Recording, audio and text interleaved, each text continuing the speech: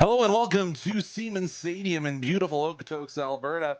My name's Conrad Krauser, and joining me today, I forgot your first and last. I am the worst today. It's what happens when you go to a concert and you totally forget everything. Merrick Robinson joining me today. Merrick, sorry about that, buddy. It's all It's good. one of those days. Happy Father's Day as well. The fathers joining us. I know the Dogs have quite a few of their fathers that have flown in to join in on the festivities. But if you were unable to join and you're a father of one of our hometown dogs or visiting Cactus Rats, you did quite a good job, obviously, getting the boys to this level. So happy Father's Day. Yep, putting on that work that not many people see nowadays, but your hours of driving your kids to practices, to all those early morning, late night games, practices, whatever. Oh, and the travel games in Yeah. baseball, like especially for our families down in Texas. I've heard that Texas road ball schedule or travel ball, I guess they call it, is not too kind to the family. I can't imagine it would be. But so big shout out to our fathers. And it should be a good day for baseball. There's a few warning clouds as Calgary area was under a severe thunderstorm watch for the afternoon. So we're hoping that doesn't come true today. Yeah, Uh, slight rains. 21 right now. Could be looking at some rain within the next couple hours, but doesn't seem to be nearly as bad as it was last night. yeah, no, we're not looking at the hail delay as we saw last night. But before we go any further, we're going to give you the lineups for today's game. We'll let you write them down before they're introduced a little bit later. We'll do the Dogs first, starting at the top of the order. It's Caden Williams. He'll be out in left today. Following him up is Jake Skaggs. And then in the three hole is Eric Matchy. Batting cleanup is Nash Kroll, followed by Jacob Rubleski. Then the Connor Crow Show. He's batting a little bit lower down the lineup today as he's over at the hot corner third base. He'll hand off to Brandon Paez in the 7 spot, who's at second today. That allows Aiden Rose to fill in at DH. Then out and right, last but not least, Jackson Farah. So a little bit of a rotated lineup, you said. We've got a couple of new guys rotating in after that extra innings affair last night. We saw a couple guys coming in pinch run and pinch hit that are in the lineup today. But, that's baseball for you. Yeah, exactly. I think also for the Dogs, I think getting on the bats yesterday was seemingly a little bit of a challenge, as the way they tied the game was due to some beautiful base running from, I believe it was Skaggs last night, it was Shinzu, I believe that was, or Skanzi, pardon me, did some brilliant base running to help tie the game for the Dogs. But I think early on, you want to get the defense with the Dogs has been pretty good these past few games, but definitely getting back onto the bats, doing some damage there is going to be vital for the Dogs to get their second win in a row. Are you saying the Dogs were aggressive on the base pass, Merrick? Color me shocked. And then we'll do the starting lineup here for the visiting Energy City Cactus Rats. Leading off is Ten Shindo with his, I called it Munenori Kawasaki-like batting stance. Jackson Davis behind him, Timo Aracena in the three hole. Batting cleanup is Zach Piles. Elias Campbell follows up. Then Parker Husu. Caden Barron in the 7 spot. Nick Hagan in the 8th. And then Cooper Davis. So we see both the Davis brothers in today's affair. So I don't know if their father is in attendance, but you have to hope that you got a little bit of extra family affairs today. Oh, for sure. Love seeing a full crowd here, especially on Father's Day, kind of just giving thanks to Dad and for all the great memories growing up. Oh, and it seems that they're actually bringing out the warm-up circles, the ones that go on top. Must have determined that the shale was a little too wet today, so they need that extra actual spot for the Oh, for boys sure. to. There's still a few wet spots there by the Cactus Rats dugout, but don't think those will be cleaned up anytime soon. No, and you saw the grounds crew going to work, and obviously they've done a beautiful job. They always do for these well-attended games, and this is certainly one of those games on the calendar. But as we said, it was a little bit of a interesting affair last night between these two. When the extra innings, and then the Cactus Rats couldn't get anything on the board in their home, the top of the 10th. But the Dogs came in, in the home half of the 10th inning and loaded the bases, got the count full, and walked home the winning run. Caden with the walk-off walk to end off yesterday's ball game. That's got to be rough, and you got to probably have a little burr under your saddle if you're Energy City today. Yeah, I wonder if I doubt we'll see the pitcher last night. That was Nino pitching that walk that ended up being the game winner. Well, but he's been good all year. Yeah, Nino. he's been solid. But no, for the fans that did end up staying after the rain hail delay, it was still atmosphere was crazy. Like everyone, including myself, was on the edge of our seats, kind of seeing as I believe it was a 0-2 count off the rip, and then Williams kind of held in there, fouled a few, and ended up getting walked for the game-winning run.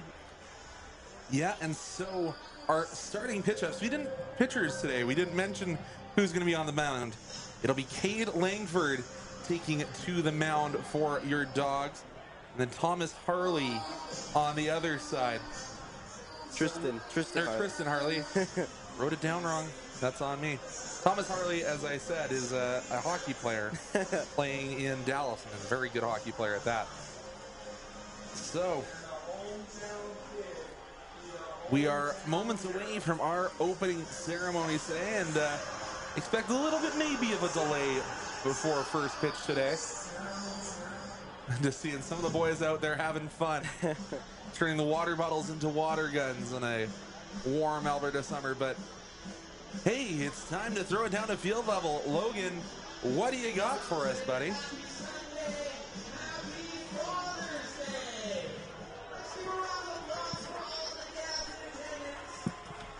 Father's Day, young Goops. You couldn't make it today. I'm going to know these up. I was working on this, a typical Father's Day kind of thing, okay? Well, welcome to beautiful Siemens Stadium. Oh, I'm so excited to see the crowd. How are we doing? It's packed out there. Beautiful day, great day to be here at Siemens Stadium for a Father's Day game. If you haven't yet, please visit the Van located just outside the gates there. Get yourself a free PSA test. We also have the man up on the concourse with some information, some goodies, some swag, and a chance for you to donate. Not only do they have the cash options, but they have a cashless option as well. So please donate and donate generously. We are so honored to have the main event here today for our Father's Day game. Now let's get this game kicked off the way we normally do with our pretty fine jewelry, player of the game. Cartel of the game. Please make some noise. Austin Eaton. Austin comes to us from Texas State University, originally from Frisco, Texas. His first appearance at the Dawgs was last night's victory. He threw 3 innings, recorded 5 strikeouts. He had quite the dominant performance and setting the tone for the season ahead. Congratulations, Austin. Let's keep it going for him. Thanks for honored to have some special guests here today. We do have some pretty special ones, I might say. To introduce them, let's bring out Will Gardner.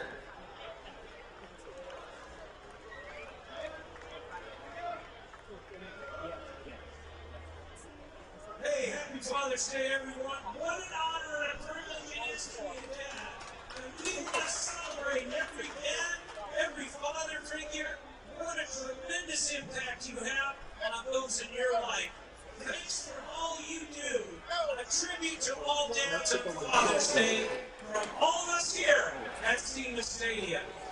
Ladies and gentlemen, it is always a very special day at Siemens Stadium on Father's Day as we welcome the Man Band to Okotoks.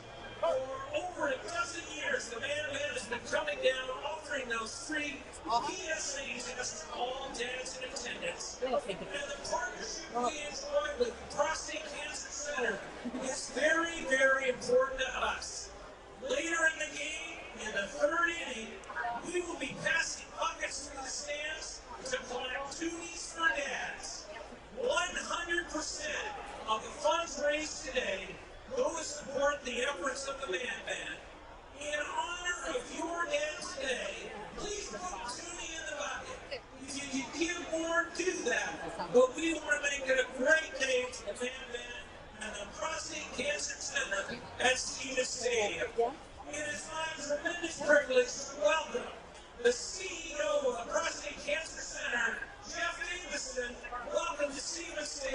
Day.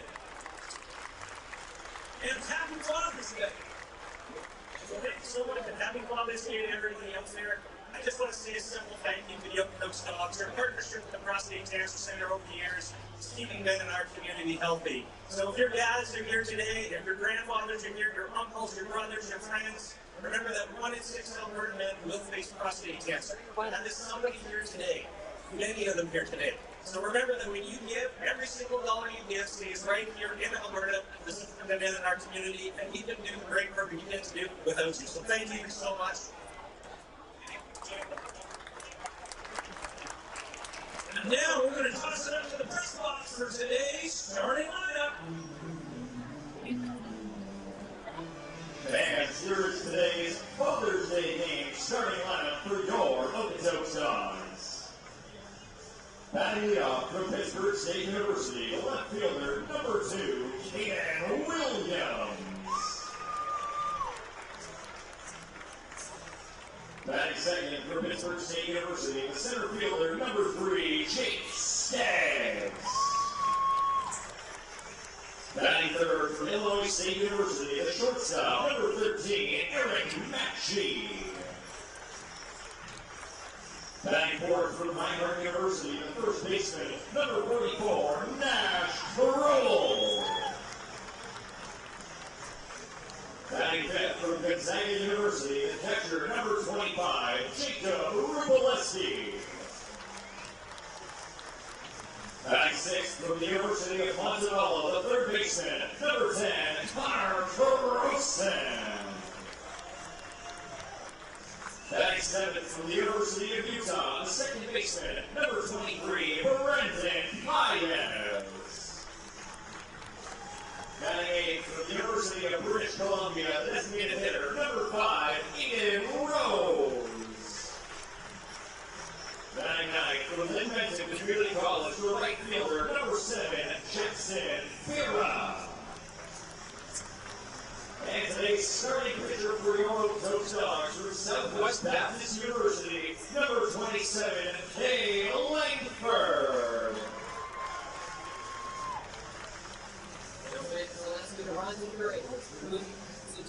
Rose and the singing for a national anthem. Sorry. Okay.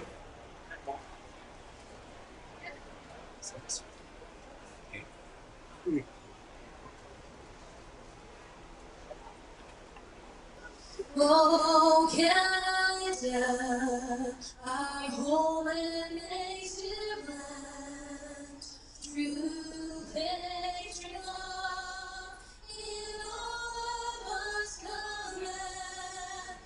With glowing hearts we see the rise, the true north strong and free.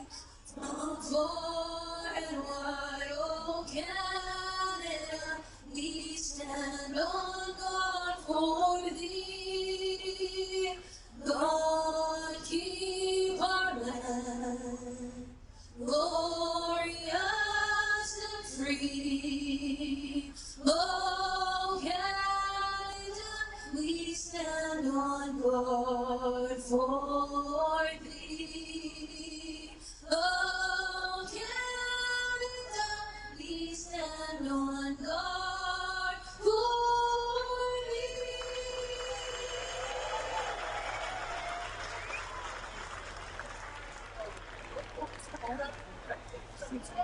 And maybe this is about maybe there's no sense. Fans, I know there's a chip to the pitcher's mound. For a very special first pitch, representing all dads here today, a special part of our organization, the Vice President of Concessions, and a 19-year prostate cancer survivor. Please welcome Jimmy presenting our ceremonial first pitch.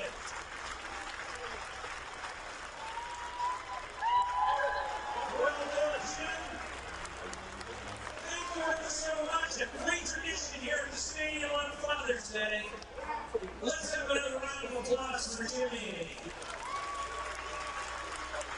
Tiene que comprar como las 6.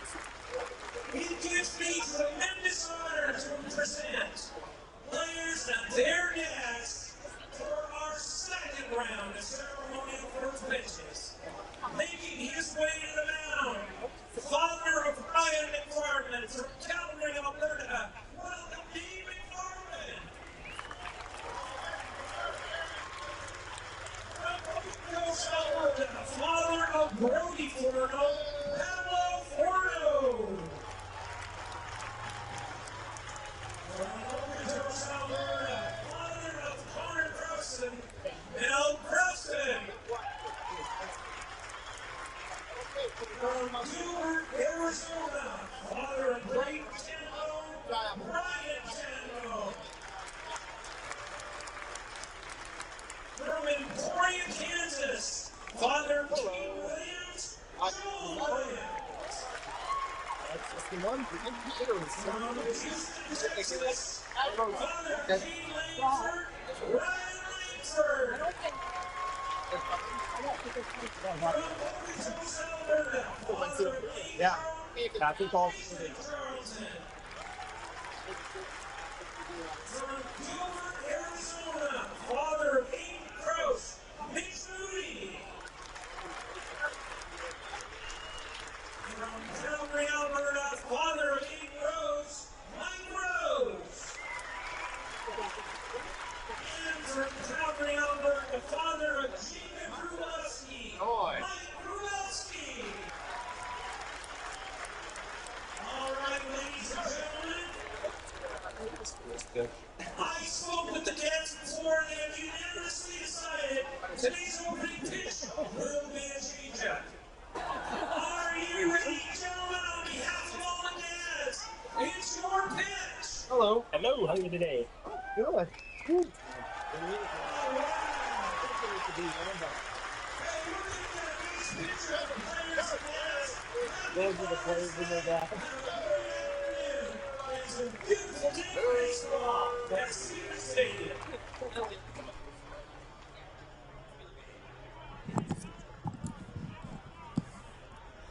And a beautiful day for baseball it is here from Okotoks, Alberta.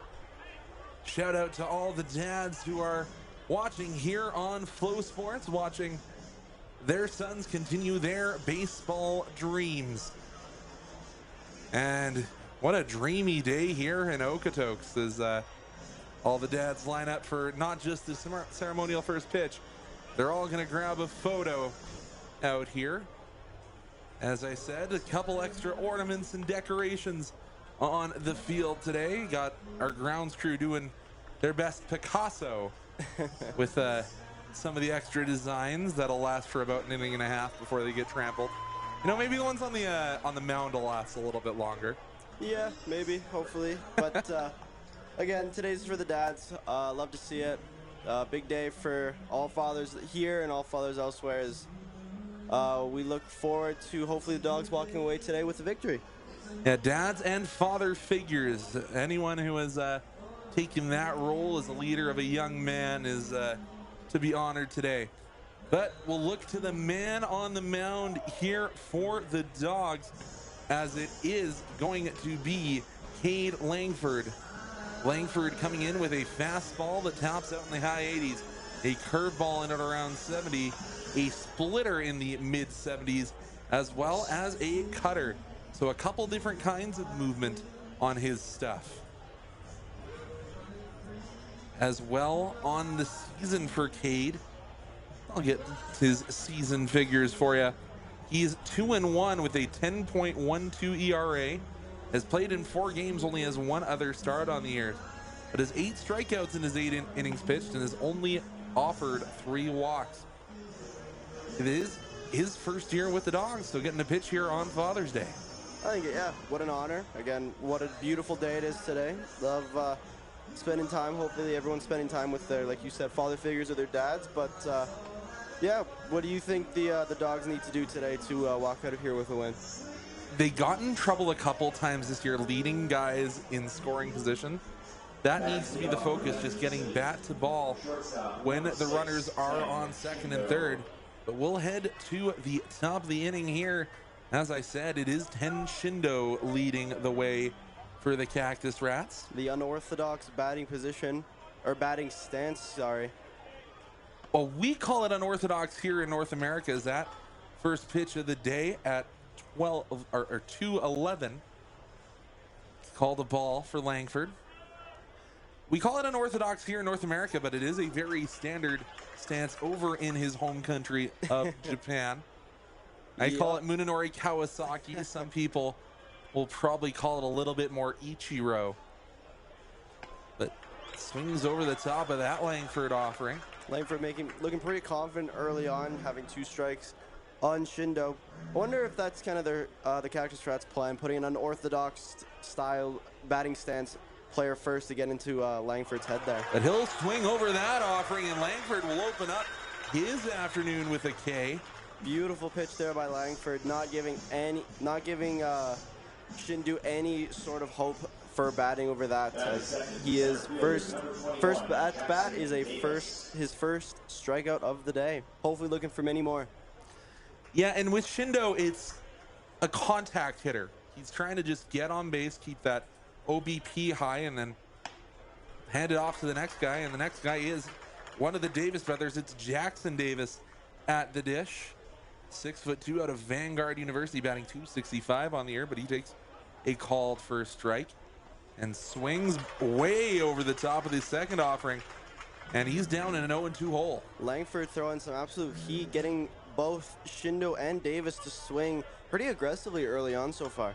And he's mixing up the pitch as well. The 0-2 offering here, well outside, trying to get Davis to chase, but we'll go to 1-2. It's kind of weird seeing Wróblewski backstopping. I'm used to seeing Jason Arriola kind of being the catcher for the Dawgs. It's good when you have a great tandem in the Dawgs. Well, they have a great trio. Obviously, we know that they're going to be missing a couple of guys for a little bit due to some early season injuries, but when you have Wróblewski and Arriola, there's no worry about handing off the next guy. We'll go from the second baseman today handling that duty is Brandon Paez over to Nash Kroll. 2 up, 2 down for the Cactus Rats. Yeah, good defensive play. Simple. Doesn't have to be too difficult, but made it look effortless like all the Dawgs players tend to do. Yeah, and for Paez, he doesn't see a lot of time over at second. Obviously, you got Aiden Rose, who's your most day second baseman, playing the DH role today, but getting Paez in there, getting a little bit of rotation, allowing to lighten up the load for some of the other guys, is Timo Aracena at the dish, and he'll take a called first strike. Timo Aracena out of Vero Beach, Florida. That one will be a little inside and a little low. 1-1 here for Langford. Aracena batting a solid .451 on the year so far, and also has come into pitch a single inning and got 2 strikeouts, but having some discipline at the plate here. A 2-1 count. Yeah, I think Langford's just trying to gauge his bearings right now, trying to just stay comfortable. So far, especially early on, it's a hot day, so kind of just want to keep it calm, keep it easy, keep it cool. Aracena swung over the top of that offering. That'll take the count to 2-2. And as we said, they did a little extra watering around the ballpark, and a lot of that water must have just sit on top of that Dawgs logo. Saw a spray of water looking like the ball was hydroplaning. Aracena makes contact. That will bring in Paez. And another 4-3 putout, and the Dawgs take a 1-2-3 first inning. We'll be back here on Flow Sports, bringing you the home half of the first. Mortgage financing for individuals in a variety of credit situations. Visit capitaldirect.ca to learn more today. And today's first pitch was at 2:11 p.m. This is brought to you by the St. Alberta Group, Scotia Wealth Management.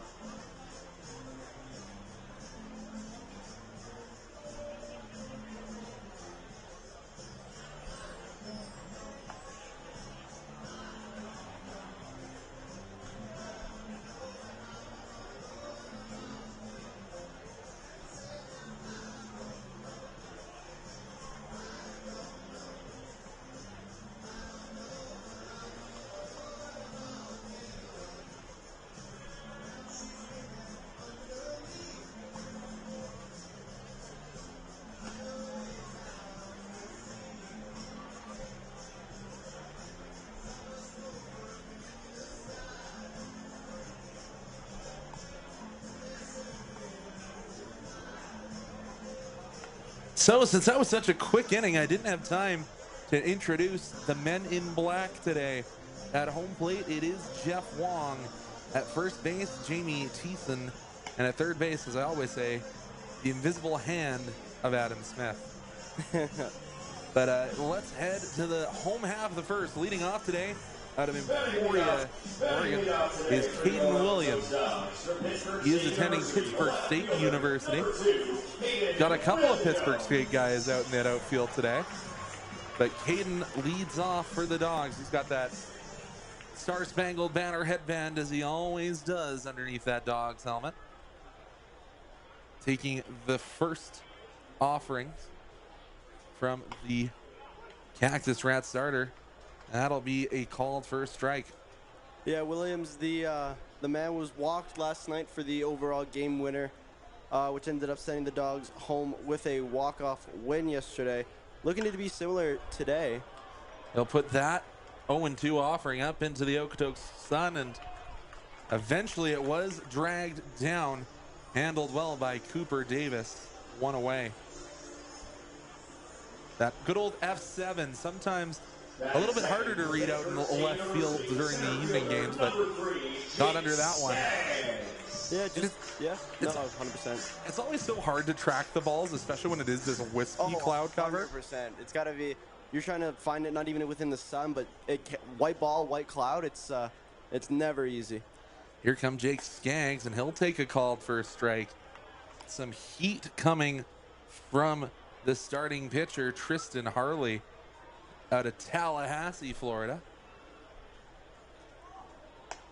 That one looked like it was the four-seamer, but couldn't find the top of the zone. Let's go to 1-1.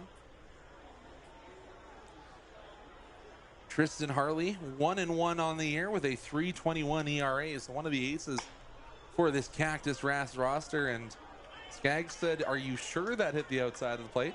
Yeah, I don't think Skaggs is very happy, and especially if you want to get on the ump's bad side early on, that might not be the best thing to do, because arguing with any referee in any sport will obviously get you the next call for sure. Skaggs speeds the hands up, fouls that one off towards the very, very full berm today. I can think of worse places to be on a Father's Day than sitting out and enjoying a baseball game, sitting on the grass. This is such a nice day. A little bit of an overcast with a few clouds. Just means less sunscreen. Exactly. No burns. Arguably even better. Nice humid day. Skaggs battles that one off and trying to make the nice barehanded snag. Over at the Dawgs dugout was Eric Machi. As he steps all the way in. I've noticed this with some of the Dawgs players. They'll be like right at the edge of the grass seeing their warm-ups. And I'm like, better have reflexes like a cat if you're standing that close. Oh, exactly. Skaggs fouls that one off himself, and we'll do the 1-2 for the fourth time. Skaggs really proven to be a little worthy adversary against Harley here. Harley just seems to be kind of throwing a heat and kind of looking to where, kind of painting his own little strike zone, as we stated earlier. Is the umpire for the backstop umpire today is a bit, strike zone's a bit bigger than a lot of people would anticipate. As we saw earlier, Skaggs wasn't too happy with one of the strike calls. That one's in the dirt. Good eye from Skaggs. We'll go to 2-2. Yeah, you start to recognize some of these umpire names throughout the WCBL. And Jeff Wong does have a little bit of the narrative is his strike zone's a little bit larger. That one inside, getting out of the way of that one was Jake Skaggs. And he's battled his way back from a 1-2 count to work it full. Yeah, good battle back here by Skaggs. Again, proving to be disciplined, swinging at the balls that seemingly were guaranteed strikes, making them foul. But overall, very good batting performance so far here by Skaggs. Good play by the Dawgs' first base coach. I think it was Andy Peterson. But again, battling, putting some extra pitches onto the arms of Tristan Harley. Harley likes the sign he sees. Delivers. Inside. Did that hit Skaggs? Well, regardless, it's going to be 390 feet, and the Dawgs have their first base runner of the day. It's a little weird. Why umpire is kind of doing a big block? Give the catcher time to get back. Fair enough. Giving a warning to the Dawgs bench, it seems like. No, he's asking for baseballs. Yeah, from my angle. As a couple of those were battled off into the stands. you know the average pitch life of a baseball is 1.9 pitches? Really? I Yeah, actually did not know that. it's one of the few sports where you replace the playing equipment as often as you do. Oh, for sure. Matchy swings that one, and it will get foul on that third base side. As we are talking about baseball, I think it'd be kind of funny, as we all know the Colorado Rockies are the greatest team in baseball right now. Oh, they're still a professional baseball team. True, and they ended up beating the Braves 10-1, which is a bit of a shock considering, well, Their record thus far. well, they're on pace to break the White Sox worst season record, which was set last year. Checking up at first base with Skaggs. He'll slide his way back in. We've seen that a couple times with Skaggs on the bag. He draws a lot of attention, Yeah, but he I don't think likes his to- primary lead is all that far. No, it's definitely doesn't even look like he has to take a few steps to get back to the base. It's pretty much just a run, slide back. Yeah, And gets back standing there. doesn't even have to slide. But Harley is not too happy with Skaggs on the base, regardless of how big his leadoff is. And Piles over there on first base is standing pretty much in line of the between home and first base. And that'll be a second called strike for, well, first called strike of the AB, but Matchy will take his second strike of the AB.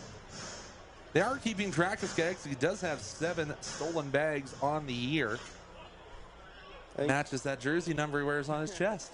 I do believe he had one last night as well, which kind of helped the Dawgs back. And that one gets off of Skaggs. He'll scamper his way for a free 90, and that's probably going to be an error assigned somewhere. Yeah, I imagine that. They're going to give the E1. So on the pitcher. Yeah, Skaggs doing his best mind games impersonation there. Just excuse me. Harley was just constantly throwing it back, watching Skaggs over there on first, and ended up costing him Skaggs go to second base. Yeah, drew the attention, and he will now be checked up on slightly. Skaggs will battle that one off towards the beautiful Duvernay Fieldhouse. The recently expanded Duvernay Fieldhouse is phase 1 of the planned expansions is already done. Phase 2 will come after the WCBL season. Gonna expand that indoor training facility, and it's already one of the best in the business. Can only get better, and Harley will step off. Yeah, Skaggs over there on second seems to be causing a lot of issues for Harley there. Kind of not really wanting to give up any more errors as well. Yeah, and that one just a bit outside. Wild pitch there from Harley. Like, I'm not sure. Harley's he's struggled ever since his first error there from his throw to Piles that ended up getting Skaggs to second. But nonetheless, he composes himself and gets ready for the next pitch. Yeah, sometimes it's best to focus on the guy at the dish, and misses the strike zone as he was a bit outside and a bit up high. 2-2 now the count for Matchy. And Matchy has been one of these guys that people who have followed the Dawgs program has been the next man up, the next big thing, and truly growing into those expectations this year with the Dawgs. Oh, for sure. Like, when I came in, that was one of the bigger names coming back. He was on the rise. Obviously, the fan favorite Ricky Sanchez. Yeah, being that shortstop, taking that role, and so you've seen Matchy bounce around a little bit, seen some play at second base, and has been called in a lot of days as a pinch hitter. He is only batting at 225, but as we say, it's still kind of early in the season.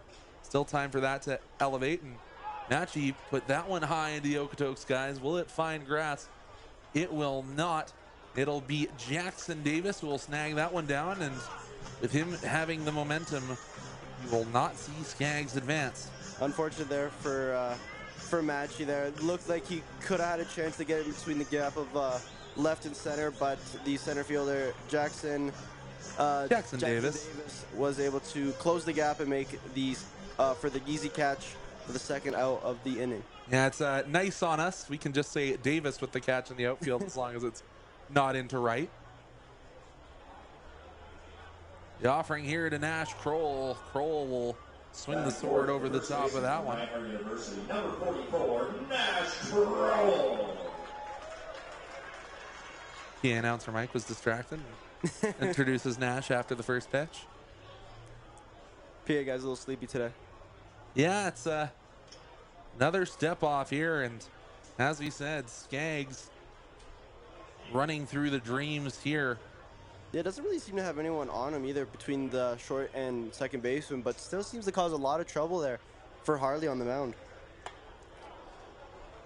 Kroll tips that one off. It's 0-2 for Nash Bash Kroll out of Yarmouth, Nova Scotia. Long-time dog, however. The 0-2 offering in the dirt, knocked down by Skaggs. Or not by Skaggs, I correct myself. Skaggs at second. Behind the dish today is Nick Hagen. Yeah, good stop there by Hagen. Kind of just was able to block it and didn't let the ball get past him there. Looks like the street hockey goalie dropping into the butterfly there. Oh, I'm all too familiar with that one, Conrad. That one outside. Good plate discipline here from Kroll, and he has worked himself into a 2-2 count. Seems to be a recurring theme here for the Dawgs is they get on base, not because of their bats, just they get on base, and that's where they cause the most havoc. Yeah, get on plate with discipline, and Kroll fouled that one off his front foot. He looks a little bit shaken up. I can't imagine there's basically no padding on the top of any part of your shoe. And he doesn't wear gloves. He doesn't wear the leg protector. He doesn't wear the elbow guard. No. It's just 100% Nash Kroll at the dish. So you foul it off yourself, and you got none of that protective gear. It's going to sting. Yep. 2-2 count to Kroll. The pitch. Did Kroll check up? They say he did not. They'll ring up Nash Kroll. They'll strand Skaggs in scoring position. That'll be the end of the first. We'll return with the Energy City second inning. We're back here on Flow Sports.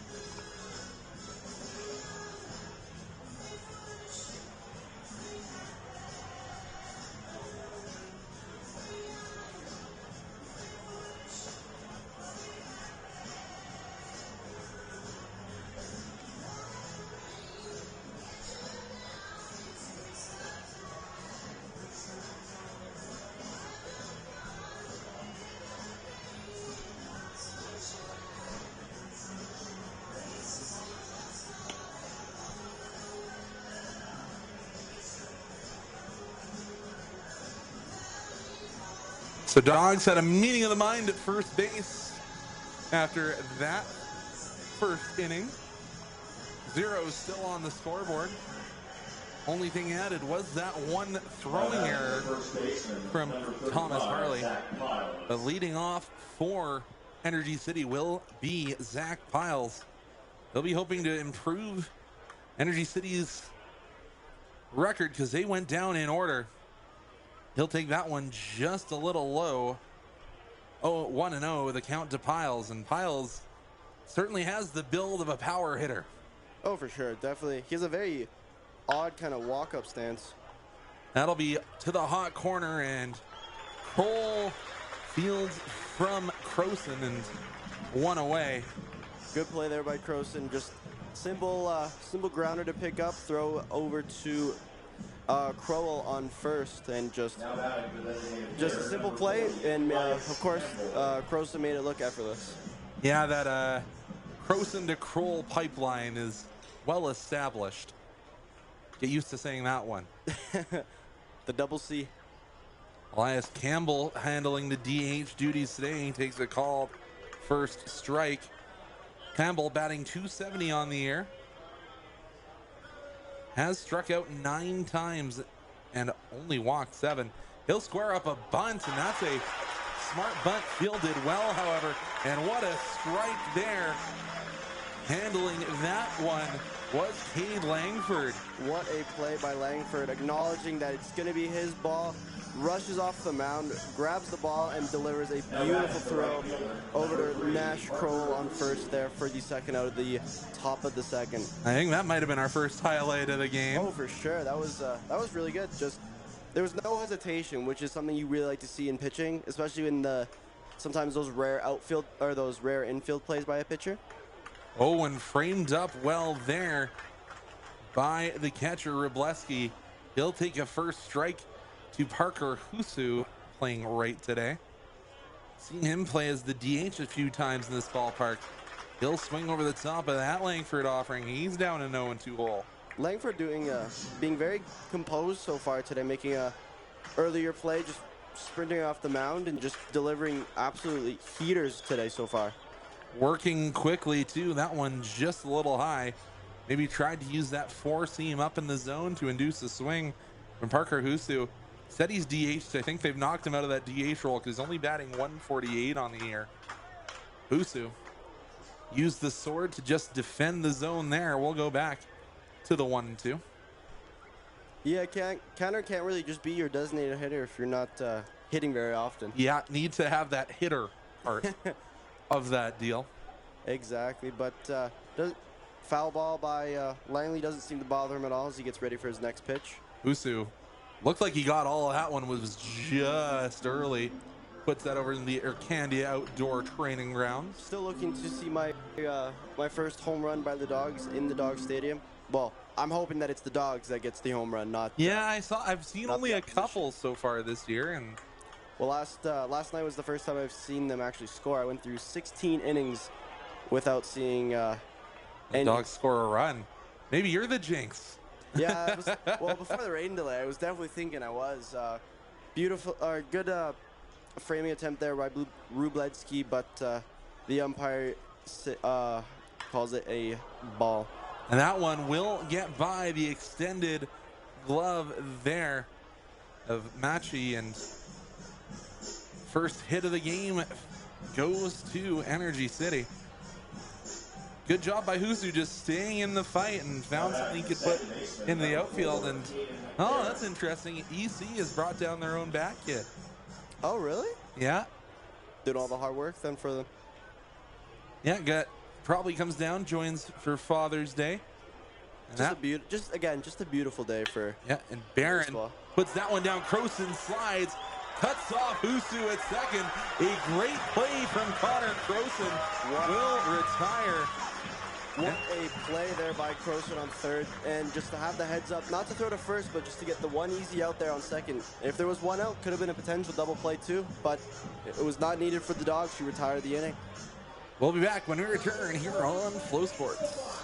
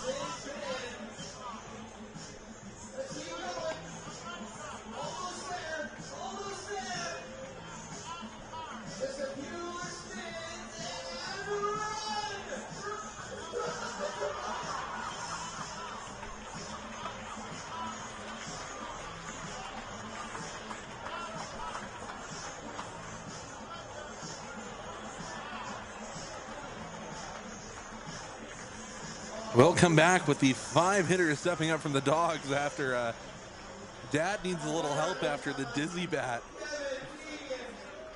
And still an absolute great performance there for the father on the dizzy bat. That's one of the events that I don't think I'd actually sign up for. No, I definitely wouldn't sign for that. I think there'd be a good chance that I don't get up after finishing all those spins. Yeah, but it will be Wróblewski stepping into the dish for the Dawgs. He'll take his first Harley offering. He'll shake his head, felt that one was off the side of the plate. Yeah, I feel the umpire's not been too kind for some of the Dawgs at bats. We saw earlier Skaggs wasn't too happy with one of his called strike pitches. Wróblewski listed out of Okotoks, but they listed his dad out of Calgary, Alberta. So I'll ask Rubo what he wants to be. That's to say he is from. 20-minute difference, give or take. Yeah, but Wróblewski in an 0-2 hole. Keeps that shin guard on that left leg and gets back in the batter's box. That will stay fair. A solid piece of hitting there. Gets into left field. That will be a stand-up double for the first crack of the game for your Okotoks Dawgs. Great hit there. Just barely gets past the third base and ends up good base running hit get to second there.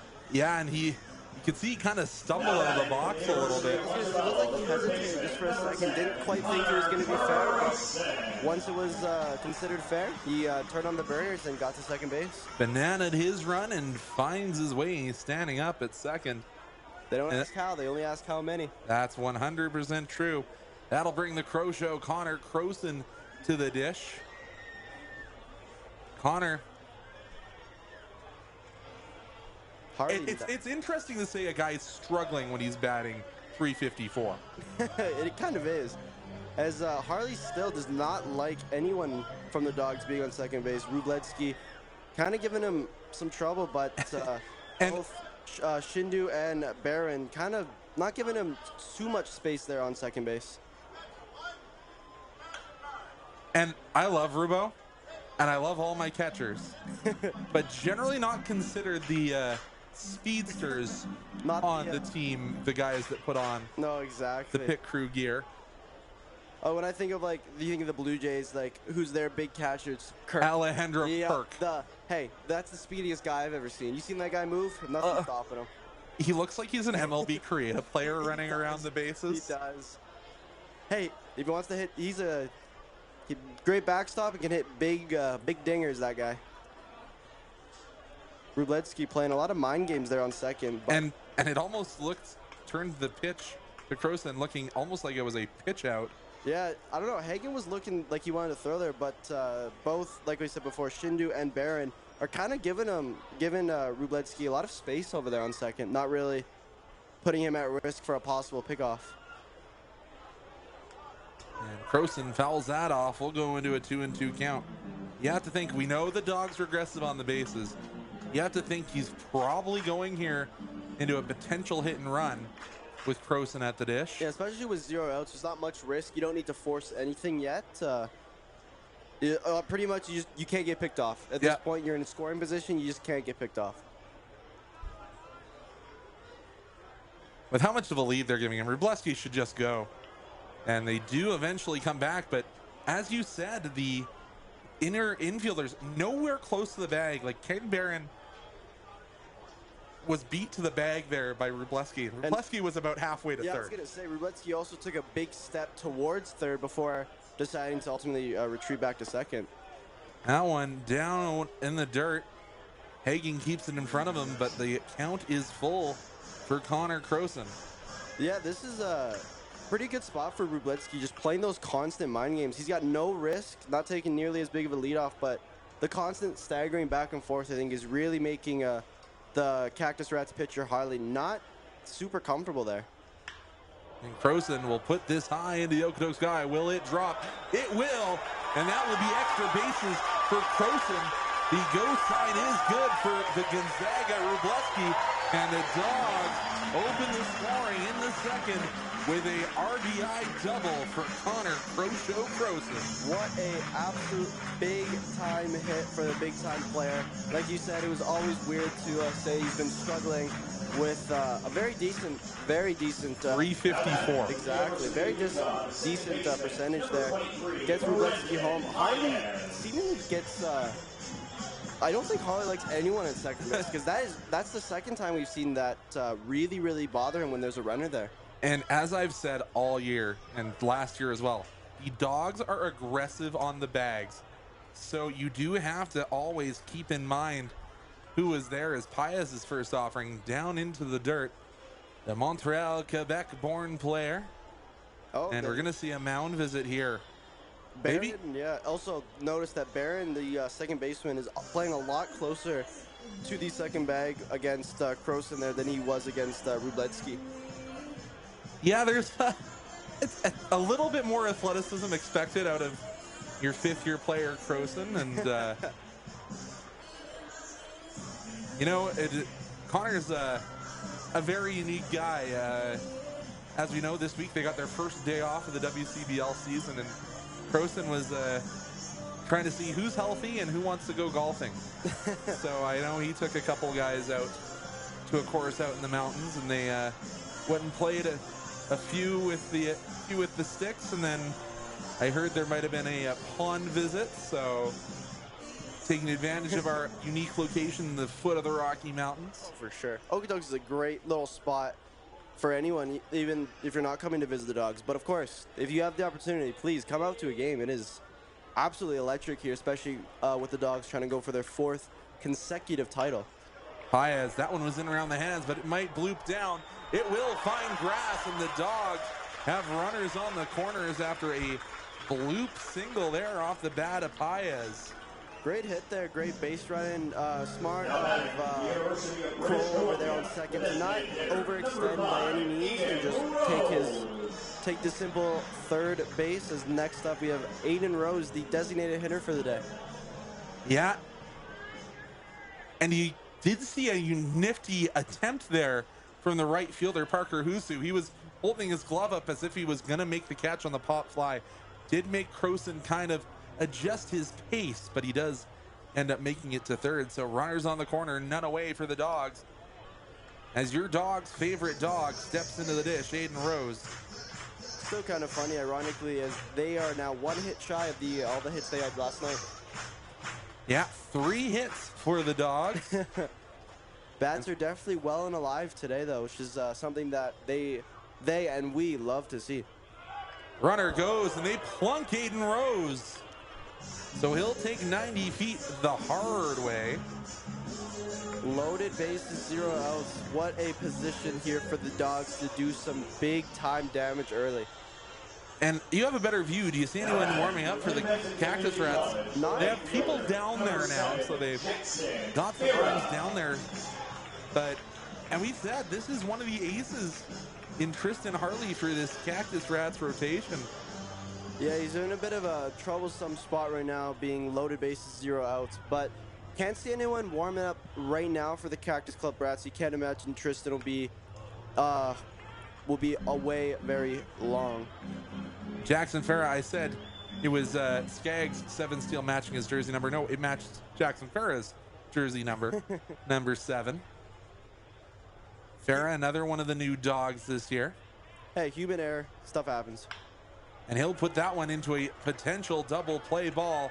Rose runs out at first, and they do take 2, but an RBI double play.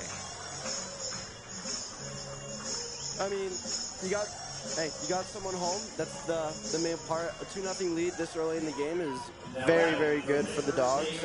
Especially it's been very curious because we've seen runners up on all bases today, obviously, but Harley does not like anyone on second base. He's okay with first. Obviously, that's where his first error came from.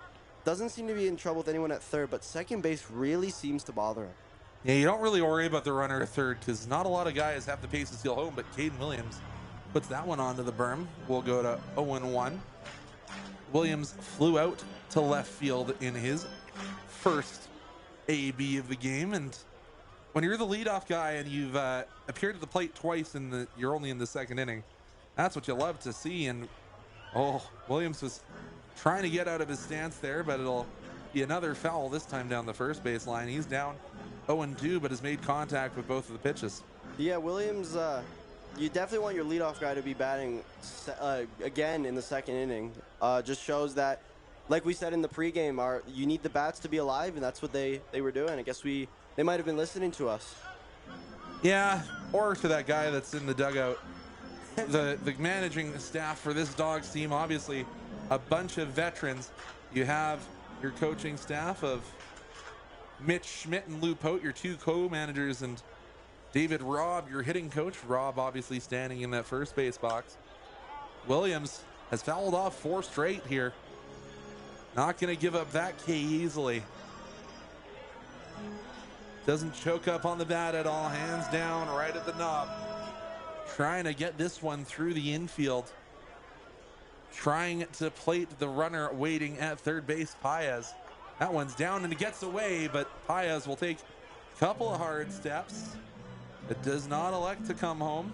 Yeah, the back catcher Hagen really made a kind of an aesthetically pleasing slide there. It looked like, and Harley kind of made a beeline to the plate, but Paez remains there on third. I would have liked to see Paez go. Paez has some speed, but I thought he had it, to be honest. I don't know if he quite saw the second bobble off the shin of Hagen there, but again, hey, if you're not going to take it, better to be safe than out, right? Yes, this is true, but 2-2 the count here for Williams. Caden Williams stares down Tristan Harley. Harley comes set. The pitch. And that one's off the end of the bat. Can Williams race it out? I don't think he will. The Dawgs are retired, but they do play the pair. Dawgs lead 2-0 over the Energy City Cactus Rats. We'll be back for the third inning when we return here on Flow Sports.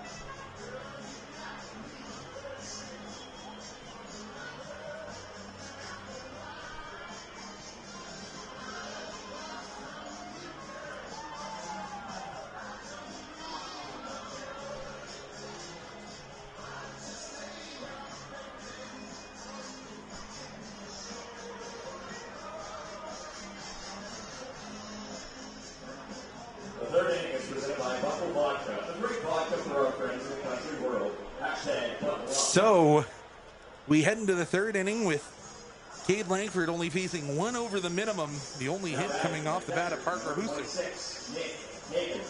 There will be the catcher leading off, Nick Hagen. A lefty, or hitting lefty. As we wait for the Pete the Plumber truck to vacate the field. Though that would be funny if they did play and somehow a ball would hit the truck. Into the back of the truck as he's driving off. What is that? Is that a ground rule double if that happens? I would depends where you hit him though. Hagen with a big swing and a miss. Wonder if you counted it out. Maybe someone in the truck catches the ball or on top of the truck. Yeah. But Hagen, one of those guys who throws right, bats left. I've never understood that. That one outside, 1-1. When I played baseball, it's actually how I did it. Oh, I was a righty whole way through. You know, I should have been if I had learned to skate better, and I probably would have been a great defenseman. Probably would be making $5 million a year at this point. And the pitch to Hagen. You can only dream. That one just outside. Good discipline here from the man who wears all the gear for Electric City. Of course, he was called into action last weekend due to an injury to one of the catchers for Electric City, as he'll put that one into left field and get the second hit of the day for the Cactus Rats. Yeah, unfortunately, they kind of hit right in between Matchy and Croson there, and kind of was right in the spot where it's you get it, but it's literally the furthest point for any of them to get. Yeah, just Another that. left-handed batter up at the plate for the Cactus Rats as well. Yeah, it will be Cooper Davis in the 9 spot. He'll take a called strike on the outside corner. As you can see, the darkness has come in a little bit. As we mentioned, we are under a severe thunderstorm warning. We're just hoping that does not come true. Yeah, the weather hasn't really changed. It's still a nice 22 here in Okotoks. That one will be right into the glove of the Dawgs center fielder today, Jake Skaggs. 1 away. Yeah, besides today, there is a lot of rain coming our way within the next 10 days, unfortunately, which could affect some Dawgs games, but nonetheless, we still play on today. Yeah, it's just as soon as those lights flash, it is up to the umpire's discretion at this level, so. Yeah, when I was calling last night, and there was quite a few lightning strikes before they kind of called it. Then there was one big one that was followed by a massive couple of booms of thunder, and that is when the umpires were like, all right, delayed. Yep. There's no solid ground rule. It's up to discretion. Shindo eats up Matchy, and that's a hard hit single. Unfortunate there by Matchy.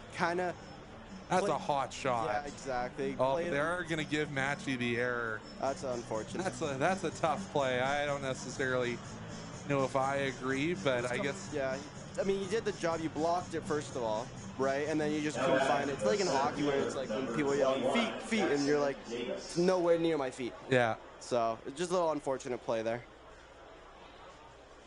Runners at first and second here as Ten Shindo does what he needs to do. He'll pass the baton to Jackson Davis, but he'll take a called first strike. Big leadoffs here by both the Cactus City Rats on first and second. The Cactus Rats, oh, that one tried to get framed up, but Jeff Wong says no. Yeah, I think Langford's still trying to figure out what is a strike and what isn't a strike at this point, because I can remember a few innings ago that was called a strike. Oh, and that one right down Main Street. Davis down 1-2. If you get this guy out, it takes a lot of pressure off Langford for having to make any more pitches for the rest of this inning. You can see the difference here. Langford, he takes a brief glimpse over his shoulder, but more focusing on Jackson Davis at the dish. Davis, as we said, coming into the day, 265 batting average. He'll put a charge into that one, and that may allow a couple of the Cactus Rats. No, they will put the stop sign up. Maybe that's the advantage of knowing it's the catcher that's the lead runner, and Nick Hagan. Yeah, I thought they definitely could have maybe gone one in with the single, but they elected to load the bases with one out, hoping. At this point, you're just kind of trying to get possible double play, pretty much anything. You just can't allow. You don't want the bases cleared here. No. Especially with. And it is Timo Aracena at the dish. Aracena more a speed guy than power. Little off speed, but he did have by Langford as well. Yeah, went to the change of pace. I say he's not a power guy, but for the prospects last year, did have 12 home runs. And Aracena puts that one high in the Okotoks sky. Don't think it has the launch angle, and it is short to center. So they are going to come up gunning. It misses Rubleski, but backed up well by Langford. Good play by Langford to kind of just as like a safety net, be right behind Rubleski, and kind of shocking. Don't see the Hagen on third there try to make a break for it at all. Yeah, and as I said, it is a catcher out there, so not a ton of pace. As now the Dawgs manager calls a bit of a pitcher meeting with the infield. Yeah, meeting of the mind at the mound, and it isn't Lou Pote or Mitch Schmidt heading to the mound, so that is David Robb, the bench coach. DR likes to keep Cade Langford in, as it is only the top of the third. Hasn't thrown too many pitches so far. So DR was a college World Series athlete at Cal State Fullerton, and he professionally played overseas in Italy. So lots of different roads in pro baseball. But let's see if Langford, that one's gonna plunk the batter, and that will score a run.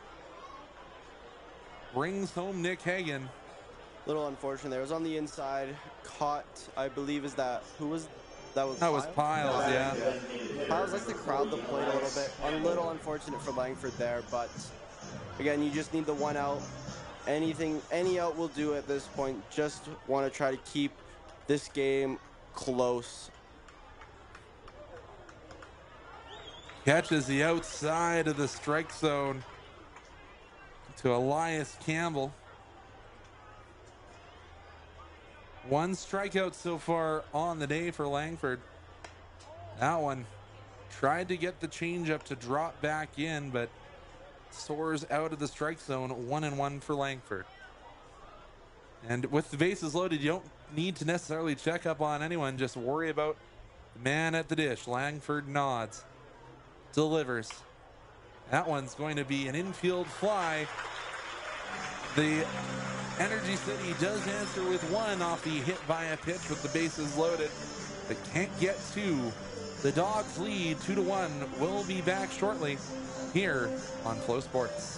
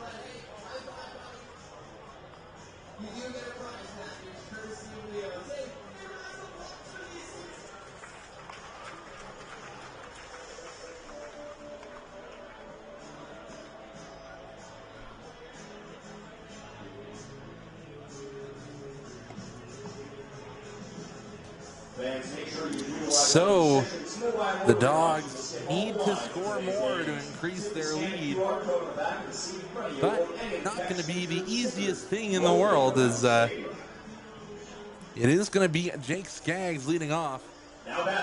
He singled and then was advanced to second on the error. Yeah, he played a lot of mind games earlier, especially with Harley's. So looking to continue that, as this is his second at bat as well. Love to see, that's something you do like to see, is early on kind of getting the Dawgs bats getting them rolling. Another wild pitch, as while we were waiting for the Dawgs to come out batting, it will be noted that Harley was throwing quite a few wild pitches during his warm-up. Yeah, just trying to get some extra velo behind his pitches, it seems, and yank them into the dirt. That one going to be put high into the Okotoks sky, well in range of the right fielder, Parker Husu, one away. Just needed a different angle and a little bit of wind sometimes will always help. Yeah, as we say, we are under thunderstorm warning, but the flags out in left field are dead. Yeah, there was practically zero wind tonight, or to this afternoon, on this beautiful Father's Day game here for the Dawgs. Hopefully everyone is having a good time here. Eric Matchy steps to the dish. He's 0 for 1 on the afternoon. He'll take a called ball outside to lead off his second at bat. Flew out to center last time. He was another person that wasn't too happy with our umpire's calls. Swings over the top of that one, was looking for the fastball, got the off speed. 1-1 the count with one away here as we continue out here in Okotoks, only into the third inning. That one's in the dirt. Matchy lays off quite easily. Again, early on, disciplined bats here for the Dogs, especially even after their big hit inning, as there now is a bubble in the baseball field. That one outside. Interesting. As you say, lots of young fans at the ballpark. Sometimes you see some of those weird things. It Sometimes just catches your eye a little yeah. bit. I know last year we had a beach ball go over the protective netting. Matchy puts a charge into that one, but it'll be off onto the berm. A free souvenir for a young fan. Full count here for Matchy.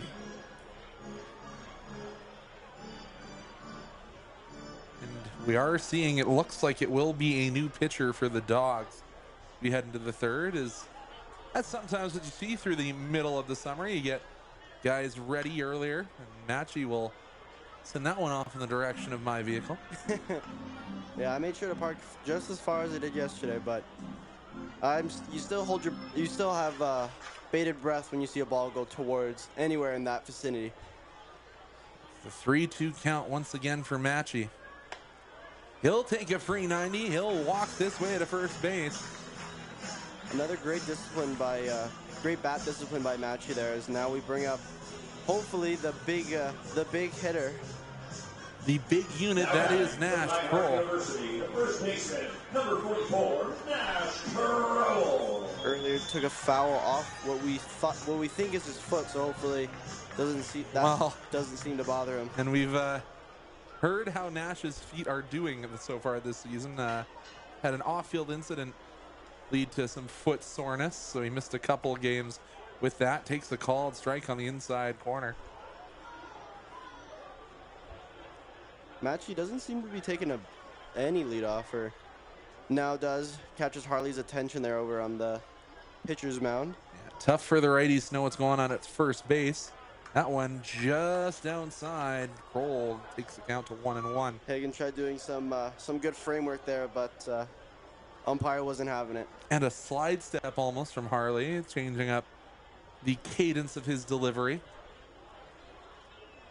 Given a little extended set there, and Nash puts it right off the top of the protective netting that surrounds the ballpark here at Siemens Stadium. Very full Siemens Stadium, I will add. Yeah, and considering we're under thunderstorm advisory, and not just thunderstorm, severe thunderstorm advisory. As we all know, central Alberta has been plagued by thunder, hail, tornado watch.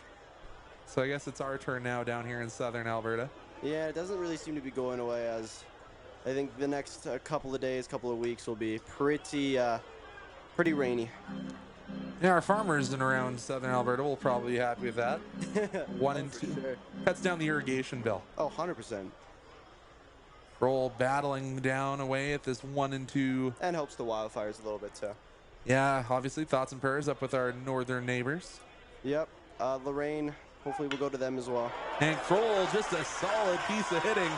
He'll make his way to first, and they'll hand it off down the order. And that might have been they call it the hog jog in football when the linemen get running. It's a hog jog to first there for Nash Kroll. Now batting for Good Gonzaga hitting there by University. Nash. Finally good to see him back on 25, base. Jacob Rubalewski. And Dogs, again, they've just matched their hitting total from last night. The bats are alive and well early on this game. And it's been the case with the Dogs this year. A lot of small ball, the singles, hit by pitches, walks, get extra guys on base, and then just continue to hand off down the order as Harley takes 2 or 3 looks to second base. Yeah, we're slowly learning that Harley despises having anyone on second bases. Shindo continues to give him space over there on shortstop, but it's generally the second baseman's duty to check the runner. Yeah, Caden Barron's a lot closer than he has been, but Harley doesn't seem to be too bothered right now until he is. Doesn't even look to second this time. That one's down the dirt, knocked down by Hagen. Again, playing that ball hockey goaltender. Just keep it in front of you. Yeah, the only way my younger brother would ever play with me is if I put on the straps and hopped in net, and I ended up with a few welts, a few bruises every single time. See, I was a catcher and played the street hockey goalie, so that was always me. As Rubo was expecting the heat, got the off speed way ahead. Hey, but when you played those road hockey, you channeled your inner Carey Price, Dominic Hasek, anyone, and you became. I channeled my inner Ron Hextall more often than not. I don't like that guy. Yeah, you're a Penguins fan. You wouldn't. 1-2 the count here to Rubo. Channel your inner Mike Smith. And Rubo, great hit, just puts it into the right field, and the bases were loaded, but a sprint from Matchy will be an RBI for Rubo. What a play there by Matchy. Just heads up play, sees that not too much urgency by the Cactus Rats as he takes his accelerates right past third and slides into home, making it 3-1 for the Dawgs. A great hustle play. Now batting from the University of Montebello, the third And number 10. I'm never sad to have two on base with Connor Croson stepping to the dish. Exactly, especially with one out. You still have a lot of opportunity to work with here. And I've mentioned this a few times for the Crow Show. He was hitting about a home run every second game at Montevallo this year. So you have to think that bat is just waiting to send one over the fence, reenact what happened in the bottom of the ninth last year. Nash, I appreciate the effort. They will step on the bench. Will put down the Dawgs. Will return here on Flow Sports, bring you the top of the fourth shortly.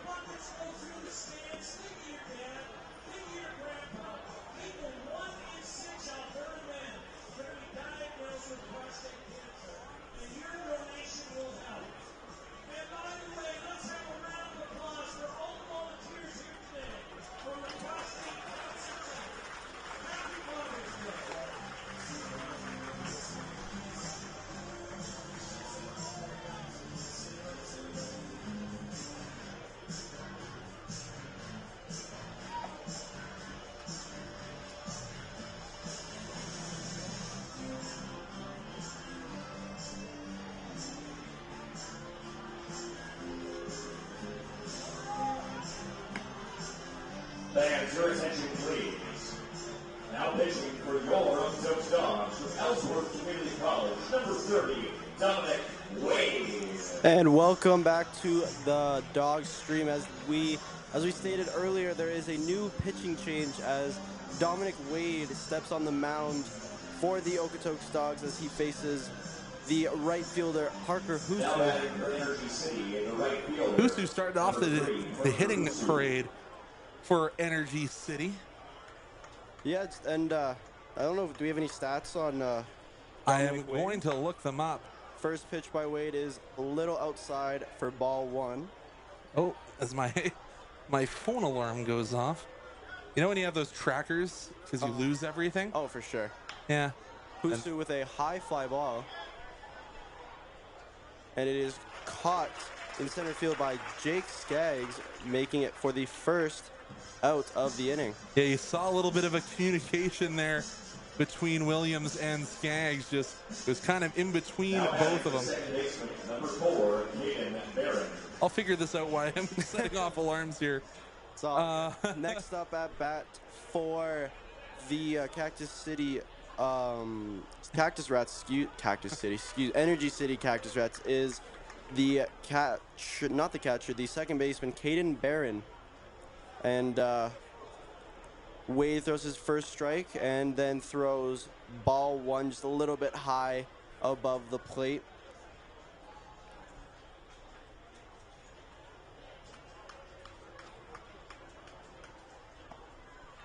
Wade's next pitch is a strike, little on the left side, but great framing by Rubletsky as Wade looks to try to get his second out of the inning.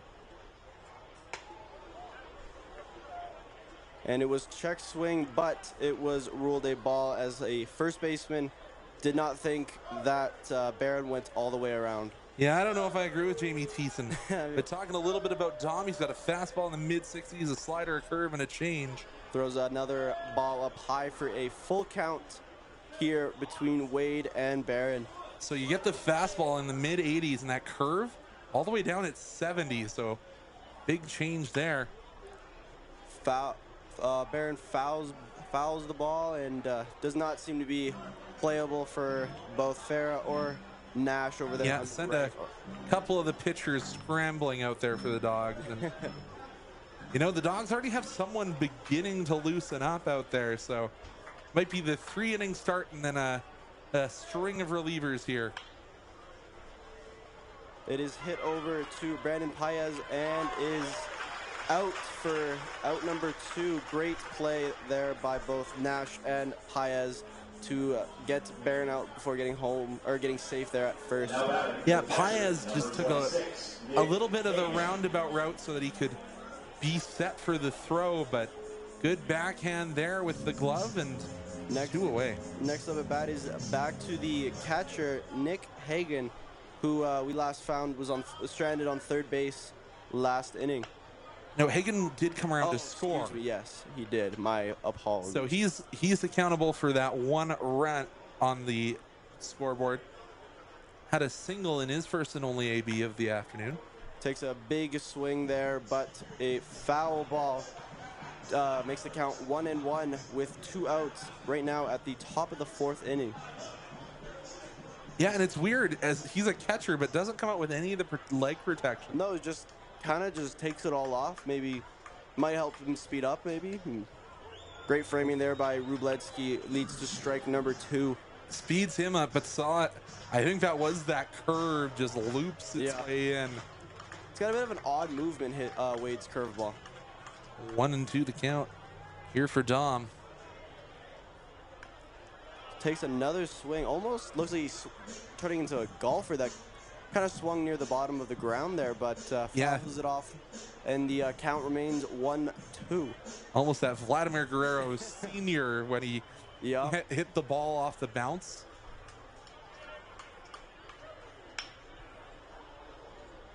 Takes a swing, and Paez returns it right back to first for the 3rd out of the inning. Great play there by Paez to retire the inning for the Dogs. And that was a couple of great plays by Paez. Those will both be going to the highlight reel. We'll be back with more of this 4th inning when we return here on Flow Sports.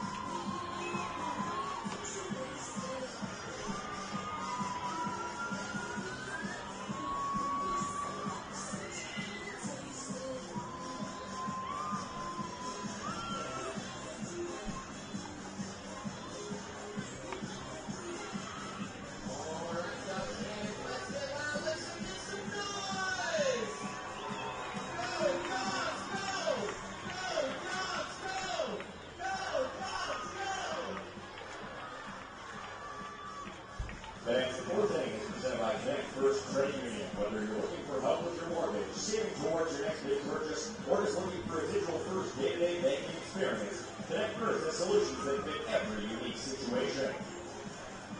So after a couple of defensive plays, we are going to see the return of Brandon Paez to the dish. The Cactus Rats also choose to keep pitcher Tristan Harley in, even with his, I don't know, more often wild pitches. I don't know if I want to say struggles. It's WCBL. Pitchers are still developing, so Yeah, that's true. you're still maybe a few more in the dirt than you'd like if you're a fan of Energy City, but it's still reasonable for him to be in this game, I would say. Exactly. As the first pitch is called a ball, goes right off of Nick Hagen's chest, and they get composed for pitch number 2 of this outing. Whoa. Paez wears that one, and after a couple of defensive plays, had to get his heart rate down to go to bat, and you have to think the might be a little bit heated after taking that one, but at least it was off speed. Yeah, exactly. Just kind of lost a lot of control, went super inside, and ended up making contact with Brendan Paez, and does advance Paez to first, as now designated hitter Aiden Rose steps up to the dish. This will technically be his first AB because he got plunked his last time to the dish. Ball down low for ball number 1. Yeah, it's the second hit by pitch today by Harley. Yeah, and you probably saw some of the Dogs glaring when Rosie wore the one in the last inning because, as I say, he's your dog's favorite dogs. The boys love Rosie. Oh, for sure. And throws another one down and to the right for ball number 2. Rose ahead 2-0 on the count with runners on first. Takes a swing at it, gets by the third baseman. Paez steps on his horse and is able to get to third as Rose tries to get to second and is safe. What a clinic of running, from both Paez and Rose there. And Rosie wasn't on his horse. No, he was as he rounded second. That throw came in a lot quicker than he thought. I think Paez got to second by the time the ball just left the infield. Yeah. Up next, we have the right fielder, Jackson Avera. Yeah, and just talking about Rosie a little bit there. Good slide, and lucky that the throw was offline. Yeah, I don't think he thought he could get 2 from there, but nonetheless, runners on third and second for the Dogs as the first pitch for Farah is down low again, which seems to be a theme this inning for ball 1. And we're now seeing finally a catcher head down at the third base line to go start warming up a pitcher. As we said, the Energy City is down to 2 catchers. So you got one guy to go catch the warm-ups and one guy to handle the play on the field. Yeah, it's Reese Ruderman who's walking his way down, and he'll start warming somebody up. Jackson Farah, just while we were reporting that, takes another ball to the left, 2-0, takes a big swing, foul, unfortunately. That could have done some serious damage had that been fair. You saw Lou Pote just saying, I like the approach, was clapping the attempt there. Oh, for sure. Dogs have a lot of momentum so far early on in this inning, which is something, again, pregame that we said love to see. That one bounced on the grass. Yeah, I can't imagine Harley will be in this game for any longer, as like Conrad just said, that didn't make it to the dirt near the plate. That was a grass ball there, as Paez and Rose look to almost be exploding out of their leadoffs, but Farah faces a 3-1 count. 0 outs at the top of the 4th inning. That one nowhere near the strike zone. Another high ball. Walks Farah. Loaded bases, 0 outs. Yeah, and I think we'll probably have a mound visit at the very least to try and get some more time for the pitcher who's warming up. And the top of the order is back as Caden Williams is at his 3rd at-bat of the day, and it's only the 4th inning. Doesn't seem to be any any mound visits, but there is a pitcher warming up for the the Cactus Rats. Yeah, so they're gonna let him face Williams at the very least. Started the warming a little late, and you see the corner infielders in for Williams. Williams takes a swing. They try to play for 2, get 1, and Williams does beat the count, but that does bring in Paez from third and advances Rose to third base. So right now they have Dawgs got 1 out there. Williams did beat the double play to get safe at first. So will go down as a fielder's choice as they chop down Farah. I think that's honestly one of the better scenarios there. Possible double play wasn't, and Williams goes on his horse and is able to beat the potential double play there, as Harley does not like Williams on first base there. Tries to check him, but does not get anything as Williams. And you want to maintain that runner at first. Yeah. Because you want that double play to stay in play. Exactly, but I don't think Skaggs is wanting that to happen. His first pitch up, Williams goes for the steal and gets it. Hagen in the back neglects to throw the ball there. Well, because I think if he throws that ball, you see the speedster Aiden Rose just dig in. I think Hagen chose his battle there and might have chosen wisely, as now the Dawgs have runners on second and third, with Williams stealing his first base of the day. Another ball thrown high inside for ball number 2. Can't imagine the Harley will be in this game for much longer. Yeah, you're probably you're giving the signal to your guy that's warming to speed up his warming. Yeah. And as you said, we have someone warming for the Dawgs.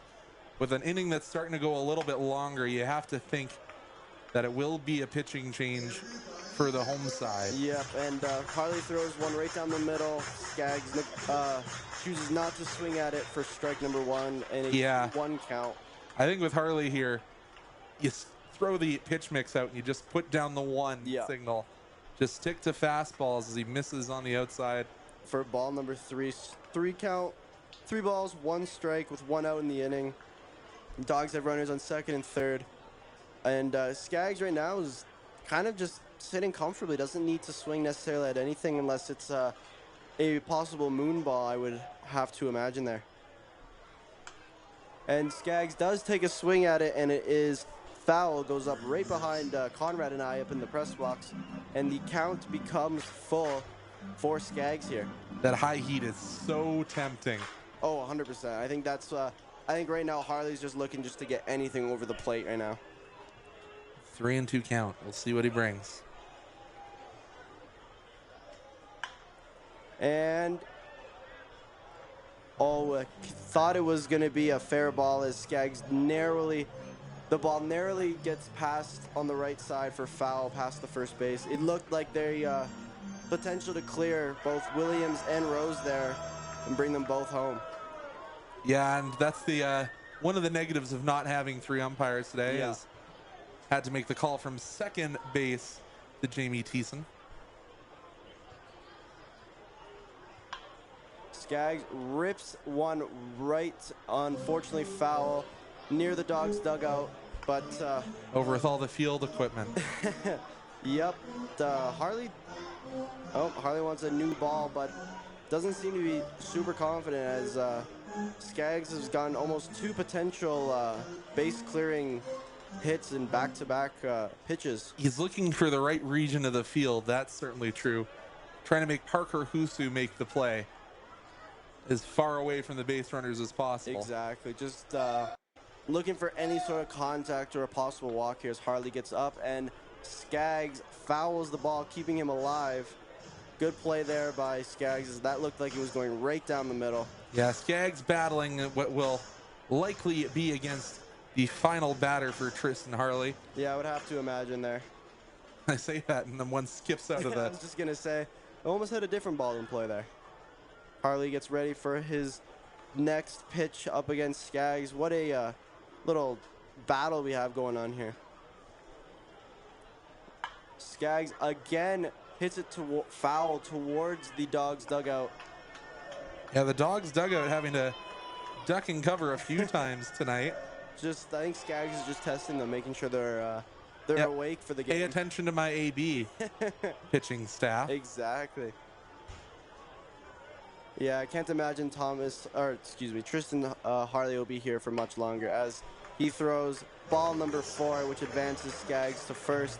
What And a once battle. again, we have loaded bases. Yes.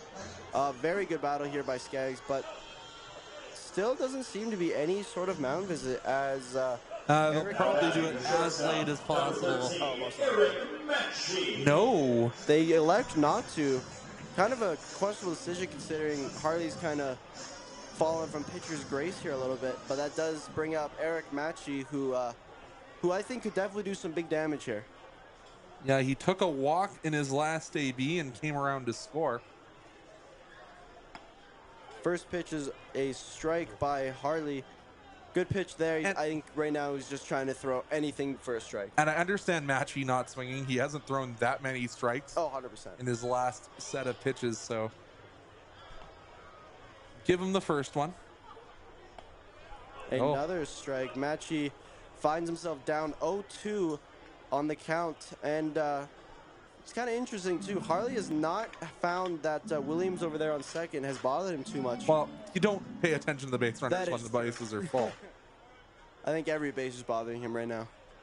As Harley gets set for his next pitch. Matchy takes a swing. It is caught by the third baseman, who does get Rose out at home. And then overthrows it as Williams is able to run as well and brings a run home for a... Ooh, I'm that's not sure how you would count that, but a play that looked very dead just became a scoring run for the Dawgs, making, I believe, it to be 5-1 Dawgs. So yeah, they get the forced play. So that's probably a fielder's choice. And then the error will score. Yeah, he got the out at home by Rose, and then the catcher, Nick Hagan, elects to throw it to third and then kind of airmails him there, which allows Williams to kind of bring a run in and scores as they look for a stolen base, and Eric Matchy finds himself on second base. So a fielder's choice chops down the run. Smart. The overthrow scores a run. Unlucky. But then I understand not throwing the ball there. Yeah, I would. You've agree. just airmailed one into left field. Yeah, your confidence is not going to be very high right now as Nash Crowell finds himself ahead of the Yeah, count 2-0. I don't understand leaving Harley out on the mound right now. I'm not sure either. I also don't understand the decision to throw back to third. I thought you keep it there and then you freeze the play. Yeah. Harley throws his third ball in a row, and if I don't know, if I'm the manager for the Cactus Rats, I'm pulling Harley. I would have few pulled Harley a pitches couple ago. batters ago, Exactly. Like, Or even that rare but seen mid-batter. exactly. As he goes for pitch number, Crowell blasts this to the left field. Unfortunately, it is caught, and that does end the inning, but I cannot imagine we will be seeing Harley for the next inning for the Cactus Rats. Dawgs send 7 to the dish. They plate 2. They lead 5-1. We'll be back with a Dawgs pitching change when we return here on Flow Sports.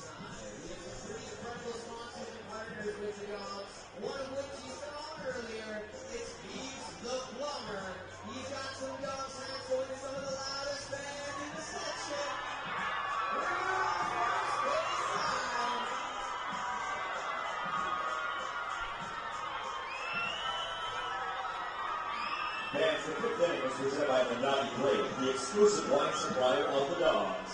And Dawgs fans, we have a young ball player born between 2011 and 2015 who's ready to take their game to the next level. Check out our Dawgs Academy, full ball and winter training. Stop by the Dawgs student office for all the details today.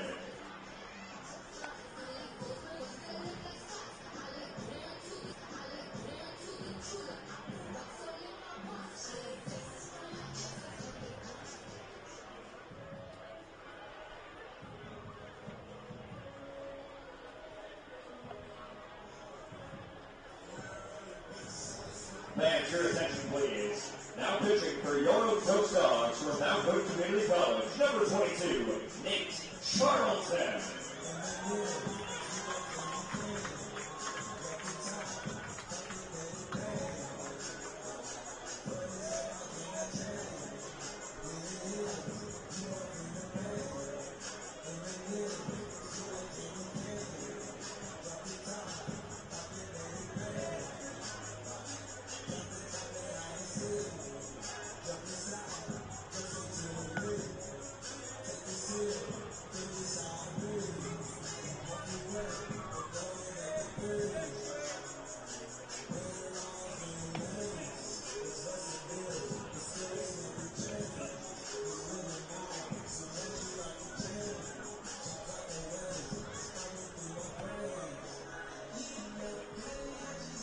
Nate Charlton on the mound now for your Dogs. Is be prepared to see a rotation, as you've already seen the next guy starting to warm up for the Dogs.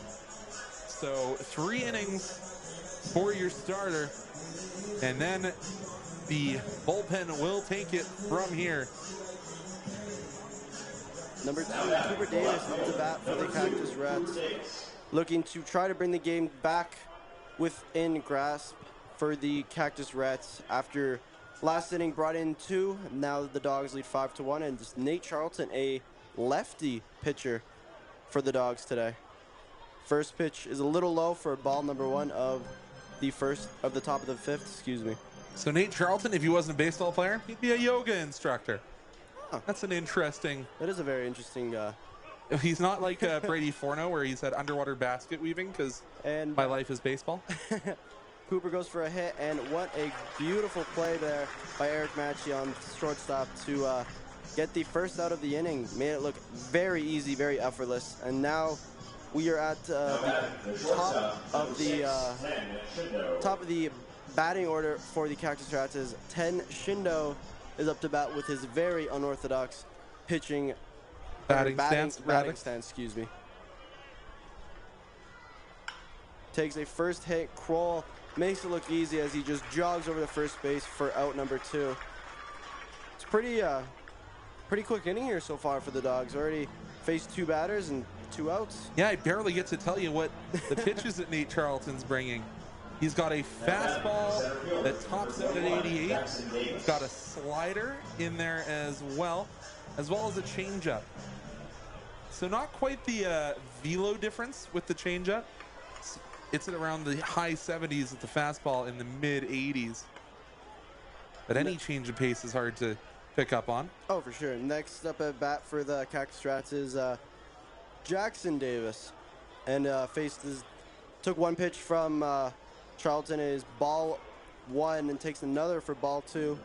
That one down in the dirt, trying to induce that golf swing. Is we got a patch of blue skies. It's big ray of sunshine hitting the field right now. Hopefully it doesn't affect the exposure of our cameras. Yeah, that's that one you just gotta pray for, as Charlton throws for strike number 1, and count is now 2-1.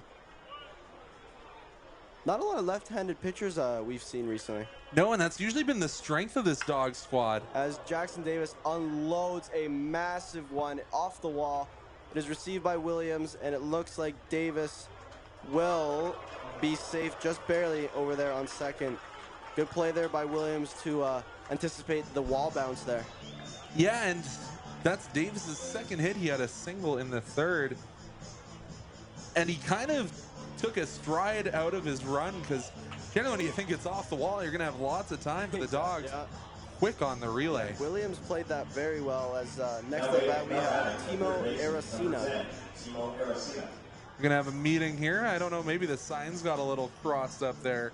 Yeah, nothing between just the catcher and pitcher, so nothing to be super alarmed about, especially after you've first two batters you saw, you got them out pretty efficiently and effectively, so doesn't seem to be anything of concern, as there's a communication going on between, I think that was Dave Robb, and our home plate umpire Jeff Wong. You can tell when it's Lou Pokes. You can actually hear it from the broadcast booth when it's Lou talking. It's a bit of a, it's kind of odd sometimes. As that one gets through Wrobleski, and it allows Davis to advance to third base off a wild pitch. I think technically we're going to call that a pass ball. Yeah, just unfortunate there for Wrobleski. Ooh, and, don't think it hit him in a spot that was super comfortable there. As he kind of hit him and he lost it there. And it seems to be in a little discomfort right now. Yeah, I think that one's not so much anything other than I think with it being Father's Day, all of us know what's going on. As you see Nash walking in chuckling, yeah, he knows exactly what just happened. The Dogs in field are laughing, and Wrobleski looks to be okay, just kind of taking his time, because of those who have felt that pain knows that it'll knock you out for a little bit. Yeah, it's not the most comfortable. Yeah, it does. All the dogs in the field seem to be finding a little laugh out of this as Wróblewski gets up. Seems to be okay, and They're probably having a joke about, you sure you're gonna be a father still after that one?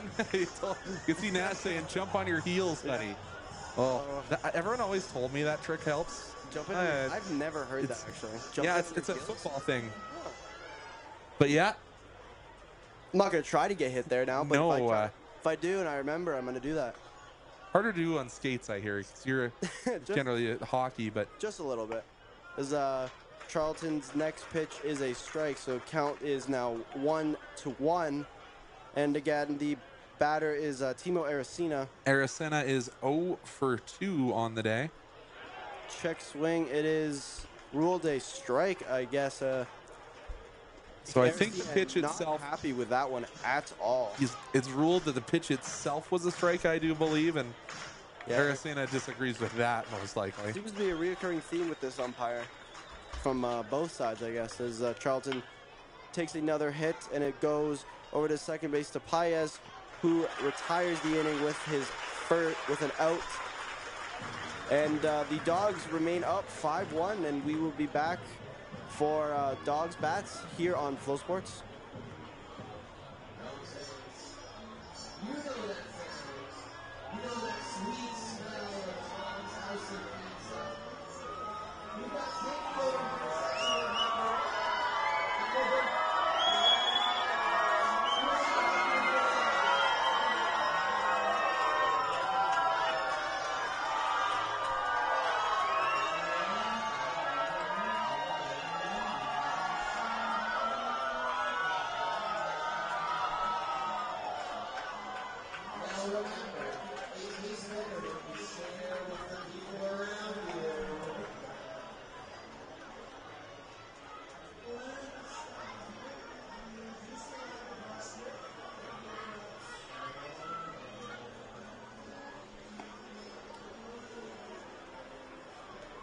Next, we'd like to give a big shout out to Ryan Snow and friends on our Florida's third base patio, Amanda Landy and friends on our GM Mechanical Field Level Suite, Chelsea Evans and friends on our Anthem First Base main patio, the Phillips Brewery Group on our Central Auto Core Care 4 Foul Patio, and Ben Lambert and friends on our Core main patio. If you are interested in booking a group event at City Stadium, stop by or call the ticket office at 403-262-3294.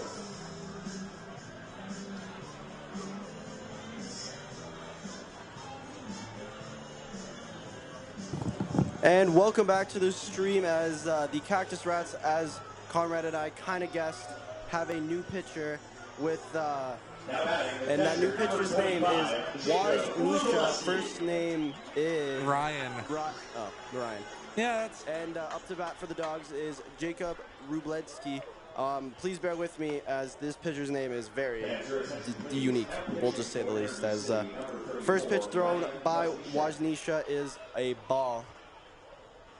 I am reaching out to the Cactus Rats to see if we are pronouncing that correctly. As Wróblewski takes another big swing. This is right after he had a little medical timeout earlier. Oh, and it's always so great. You know what's happened when Nash Kroll and the rest of the infield are walking in smiling and holding their gloves down below the belt.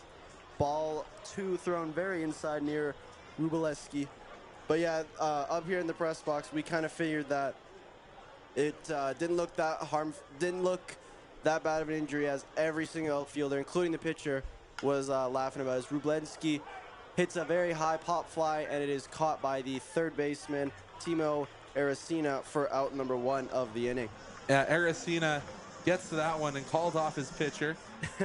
It's tough when you hit it up the elevator shaft like that. I'm honestly, as a commentator, I'm kind of happy that Aracena caught that one, so I didn't have to Washington catches that again, as the next up batter for the Dogs is Connor Croson, looking to do some damage.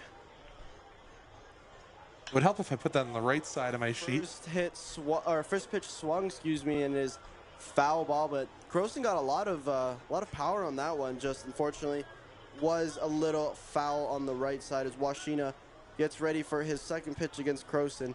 That name is never going to be easy to say, ever. Oh, and Washina drills Croson, which seems to be in the back of the neck or head. Very wild pitch, as does advance Croson to first, but he does not look happy. Gives Washina a little bit of a stare down as he walks gingerly over to first. Cannot imagine that looked I can't imagine that felt very nice as he getting checked out by medical personnel. And next up for the Dawgs is Brandon Paez. And I have a pronunciation for you. Oh, God. Juanicia. I was nowhere near. We were nowhere close. Sorry to the Juanicia family. And you can see there a little bit of a I'm sorry there from Juanicia. Yeah. So I was saying it wrong anyways. Yep, well, it's a learning experience for all of us here as we all learn how to say different names. But Juanicia. We'll have that one written down for next time. That is the pitcher for the Cactus Rats today. And his first pitch up against Paez is ball 1. And like earlier, Croson seems to be okay. Over other corner of the infield there. Paez on a 1-ball, 0 strike count as Kroll goes for the stolen base and gets there. What a choice by Croson, not allowing that little hit by pitch affect him at all, as Hagen does actually make the throw, which I think was the first time we've seen today, but Croson beats the pitch. Angry running there from Connor Croson.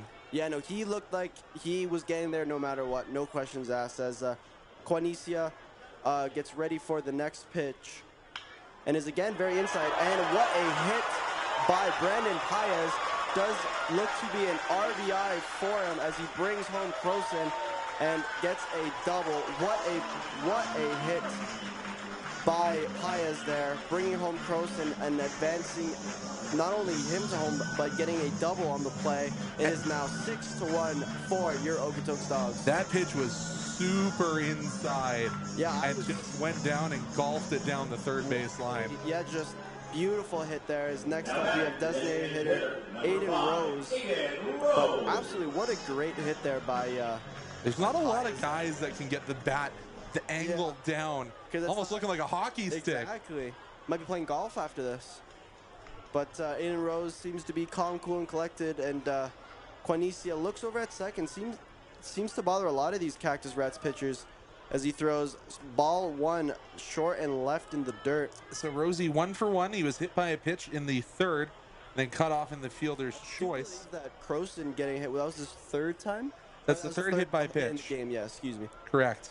And then Rose also had the double in his last at bat. And Paez playing a lot of mind games. Rose takes a big swing over and it drops right in front of the left fielder, Cooper Davis, advancing Paez to third and gets him to first. The Dawgs bats are alive and well, having 8 hits total in this game, and that brings up Jackson Farrow for an opportunity to get more runs on the board for the Dawgs.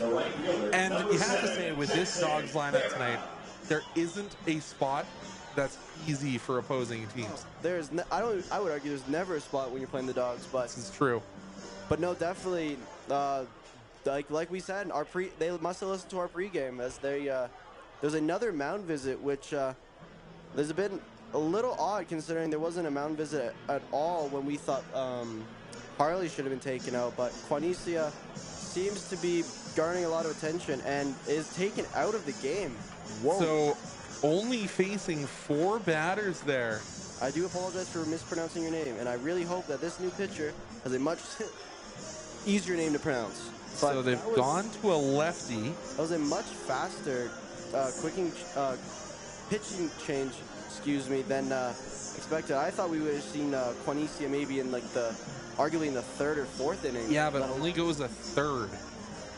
So with new pitcher for the Cactus Rats, who remains to be unnamed. It's tough to see their numbers with these high vis, the electric blue alternates. Yeah, we are struggling to see. I think I saw a 2. That might have been a 5. Oh, I think it's number 23, it 23. looks That like. is Parker Austin. You were saying, could they not throw Parker Austin in? It is Parker Austin. They Out of Fort Sask, the 6'1" lefty. He has a 1-0 record on the year, but a little bit of an inflated ERA. 12.46 ERA here. Little interesting decision by the Cactus Rats manager, because what we were talking earlier, that we think Harley stayed in the game a little too long, but you could also argue that Quinicia stayed in the game a little too early. It wasn't given the length that you necessarily would have thought like for a reliever. Yeah, exactly. Didn't even get to finish the inning, and I don't know, just going from a pitcher that should have been taken out to a pitcher that arguably could have been taken out a little too early is questionable. You have to think this pitching staff knows what they're doing, and maybe they just said with the lefty Farah coming up, well, a couple of lefties in a row. Yeah, exactly. They want to get that lefty on lefty matchup. Rose returns back to first base, and it's Paez will eventually make his way back to third as he tries not to get hit by a ball. Yeah, let them get the warm up. Farah did not face any pitches there by Quincy, so it's a fresh kind of at-bat for him still, just with a new pitcher. Lefty against lefty, a bit of a unorthodox matchup. You don't really see that often. Well, lefty on lefty, technically the pitcher is advantage. Yeah, that is true.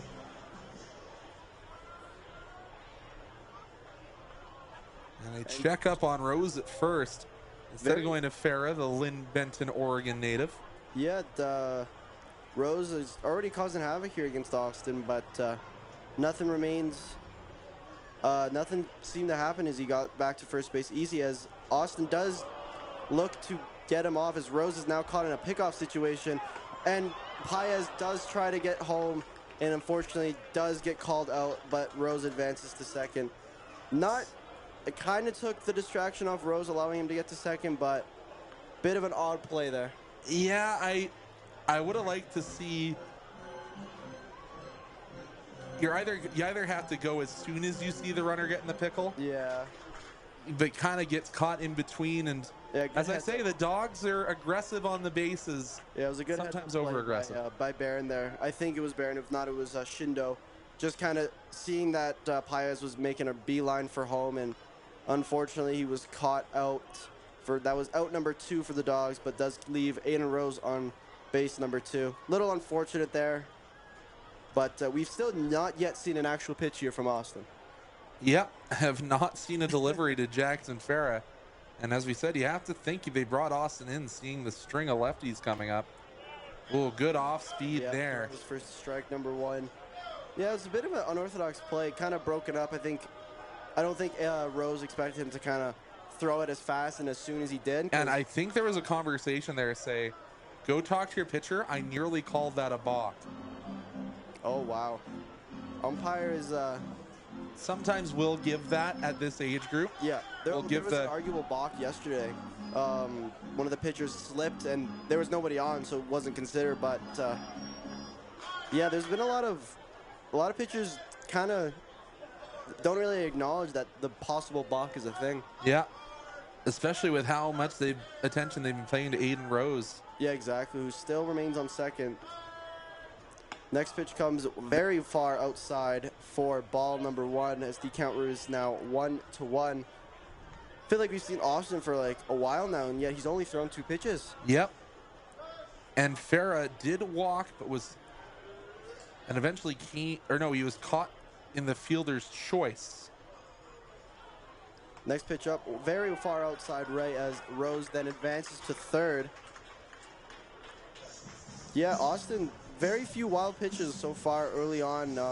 Rose advances to third, getting him into an even better scoring position. So Farah's looking just to get any sort of contact, or if there's a wild pitch, I can't imagine Rose will not take that opportunity. The nice little blue sky patch is closing up here in Okotoks. Yep, unfortunately. Next pitch hits Farah. It's the fourth Dawgs batter hit today. I don't think they must have a vendetta against the Dogs today. As Farah advances Well, to first. I don't want to say any of these hit by pitch are revenge for that 20 spot the Dogs put on But Energy City. and next up is Caden Williams as we return back to the top of the order. Yeah, we're in the 5th inning, and Caden Williams already stepped to the dish 3 times. 8 hits today for the Or Dogs. wait, no, this will be his 4th Oh, time. yes, it is. As Farah gets, as Austin throws to Hiles there on first base to try to catch Farah. But That just was a not. very unconvincing Yeah, that was- pickoff move. It was just kind of I that. think Farah kind of just walked back, didn't really have any pressure. Next pitch up is a bobbled pitch. Farah takes the opportunity to advance to second and gets there. Williams gets ball 1, and now runners on third and second for the Dogs. So that one's a pass ball. It hit the catcher before it sprung loose. Like, it's been a struggle out there for Energy City pitchers. Oh, it has been, but Dogs have taken full opportunity of it, which has been very good for them as Williams gets frozen for strike number 1. I think that's the show me you can throw a strike before I get this bat off my shoulder. Yeah, Austin, again, I feel like we've seen this guy for a very long time, but he's barely thrown any pitches besides the one that hit Farah. This is his second batter he's faced today. Yeah, thrown 6 pitches so far, but has had his name said a lot. Next pitch up, a little off speed for strike number 2. Have to think Williams is kind of going to be ready to swing at most things now, but... And Williams has battled a couple times today. Yeah, yes. So we'll see if Austin's going to go back to the off speed or if he's going to try to bring the fastball back that has been a little bit wild today. As Williams does get contact on the ball, unfortunately, it looks like the center fielder, Jackson Davis, makes the catch and retires the inning for the Cactus Rats. So we'll be back to bring you the 6th when we return here on Okotoks Dogs Baseball.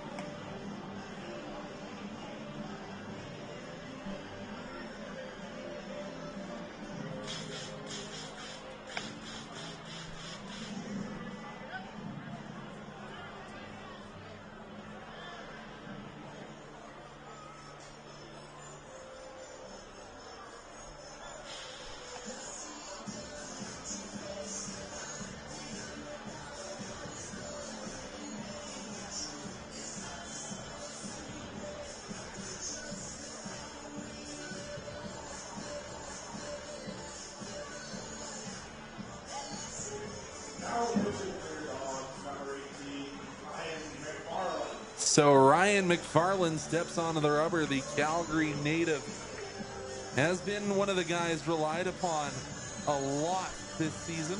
Looks to be on deck next for the Cactus Rats is Zach Hiles, I believe. Ryan McFarland looks to continue the dominance that the Dogs pitching has had today. Yeah, McFarland, one of those pitchers that does have a full 5. He's got a 4 and a 2-seam fastball, a slider, a changeup, and a sinker. So continues that.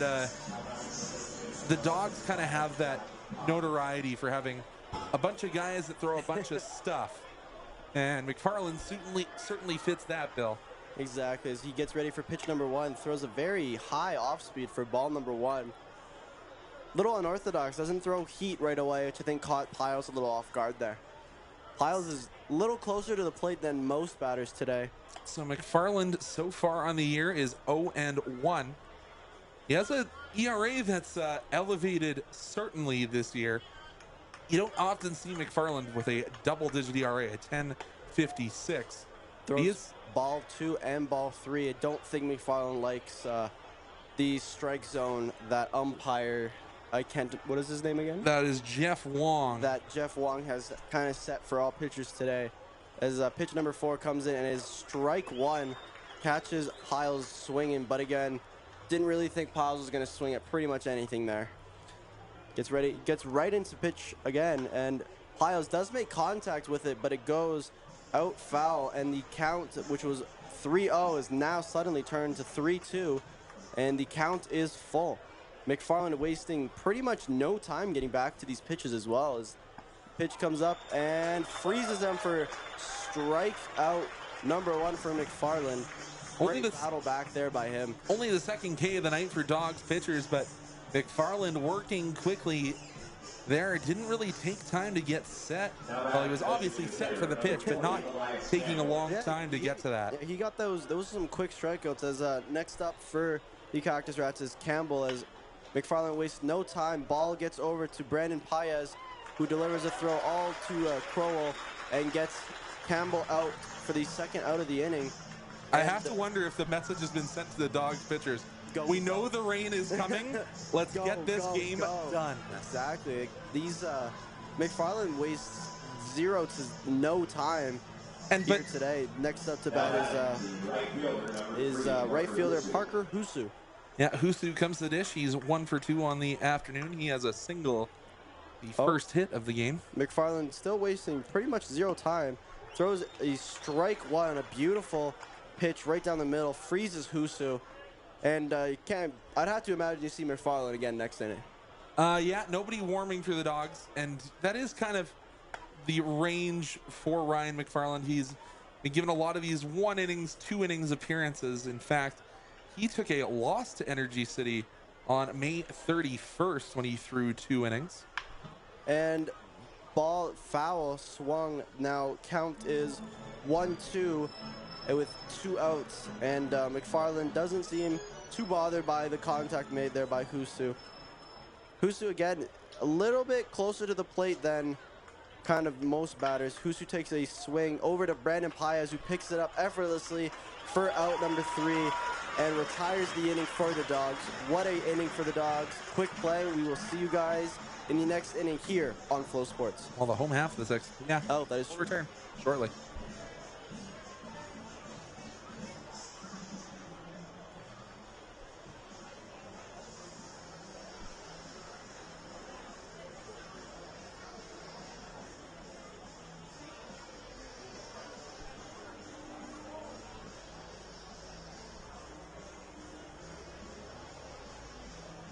The Okotoks Dawgs would like to extend a very happy birthday to the following fans joining us at the ballpark today.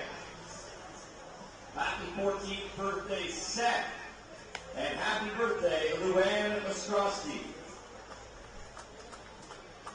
Fans, it is the last call to purchase your 50/50 tickets. Please visit one of our academy players walking around the concourse or visit them at either our first base or third base 50/50 tables.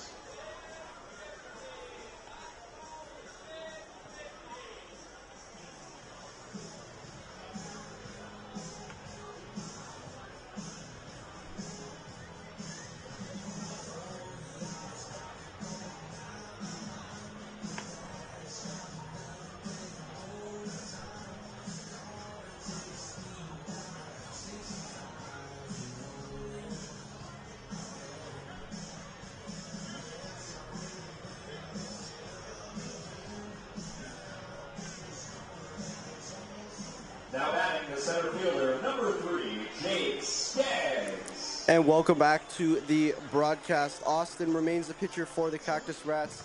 Next up to bat for the Dawgs is Jake Skaggs, who's actually had a pretty good game so far today. His first pitch by Austin is low in the dirt for ball number 1. It's been a good day for a lot of Dawgs hitters. Feel like ball number 2 here for Austin. I feel like the Cactus Rats might have got the same message as the Dawgs do, as they waste pretty much no time with these with each pitch going by faster and faster. As another wild pitch here by Austin, and Skaggs finds himself ahead of the count 3-0. Yeah, it's I don't know if they're hearing that there's rain in Calgary like I'm hearing, and they're like, We need to get this one done quick. But But they're moving at a fast pace here at the bottom of the 6th inning as Austin lines up for strike number 1. and that's one of those unwritten rules of baseball. When you're in that 3-0 count, you're not going to swing. Yeah, exactly. Unless it's like a gimme, gimme, gimme. Austin prepares for another and is ball 4, advancing Skaggs to first. I believe that's his second walk of the day. That is his second walk. You are correct. So he'll stay at 1 for 2 on the afternoon. And brings up batter Eric 3 in the lineup. Excuse me, Eric Matchy.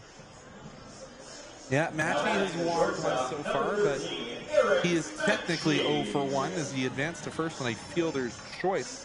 And had some brilliant base running earlier in the game that helped produce some runs for the Dawgs. Yeah, he's crossed the plate Matchy once. takes the first swing and just gets by Shindo over there on shortstop, advancing both himself to first and advances Skaggs to second. The Dawgs are looking good early on again against the Cactus Rats pitcher Austin. And that brings up the big boy, Nash Crowell, looking to do some big, serious damage and pretty much put this game away, I would seem. And him and Hagen seeming to joke around with each other. As if you know Nash, he is maybe the most unserious guy you've ever met. Definitely a jokester and a prankster, and we found out last year, king of the tarp slide. Oh, that'd be fun. As Austin does take a step off the mound to look over at Skaggs on second there. But can't imagine Kroll be a jokester until he gets that one pitch he wants and he becomes a serious just boom. Yep. Next pitch comes and is far outside right for ball number 1. If Kroll was a left-handed pitcher, I think he's getting dented in the head with that one. Yeah, or ducking and covering. And Both Matchy and Skaggs seem to have nobody really on or around them as they take their leadoffs of first and second. I understand not covering first. But He's not your leadoff guy, but would like to see a second baseman or shortstop a little bit closer. 100%. Austin throws ball number 2. The Cactus Rats are warming up another pitcher, so I can't imagine we will be seeing Austin in this game for a whole lot of time.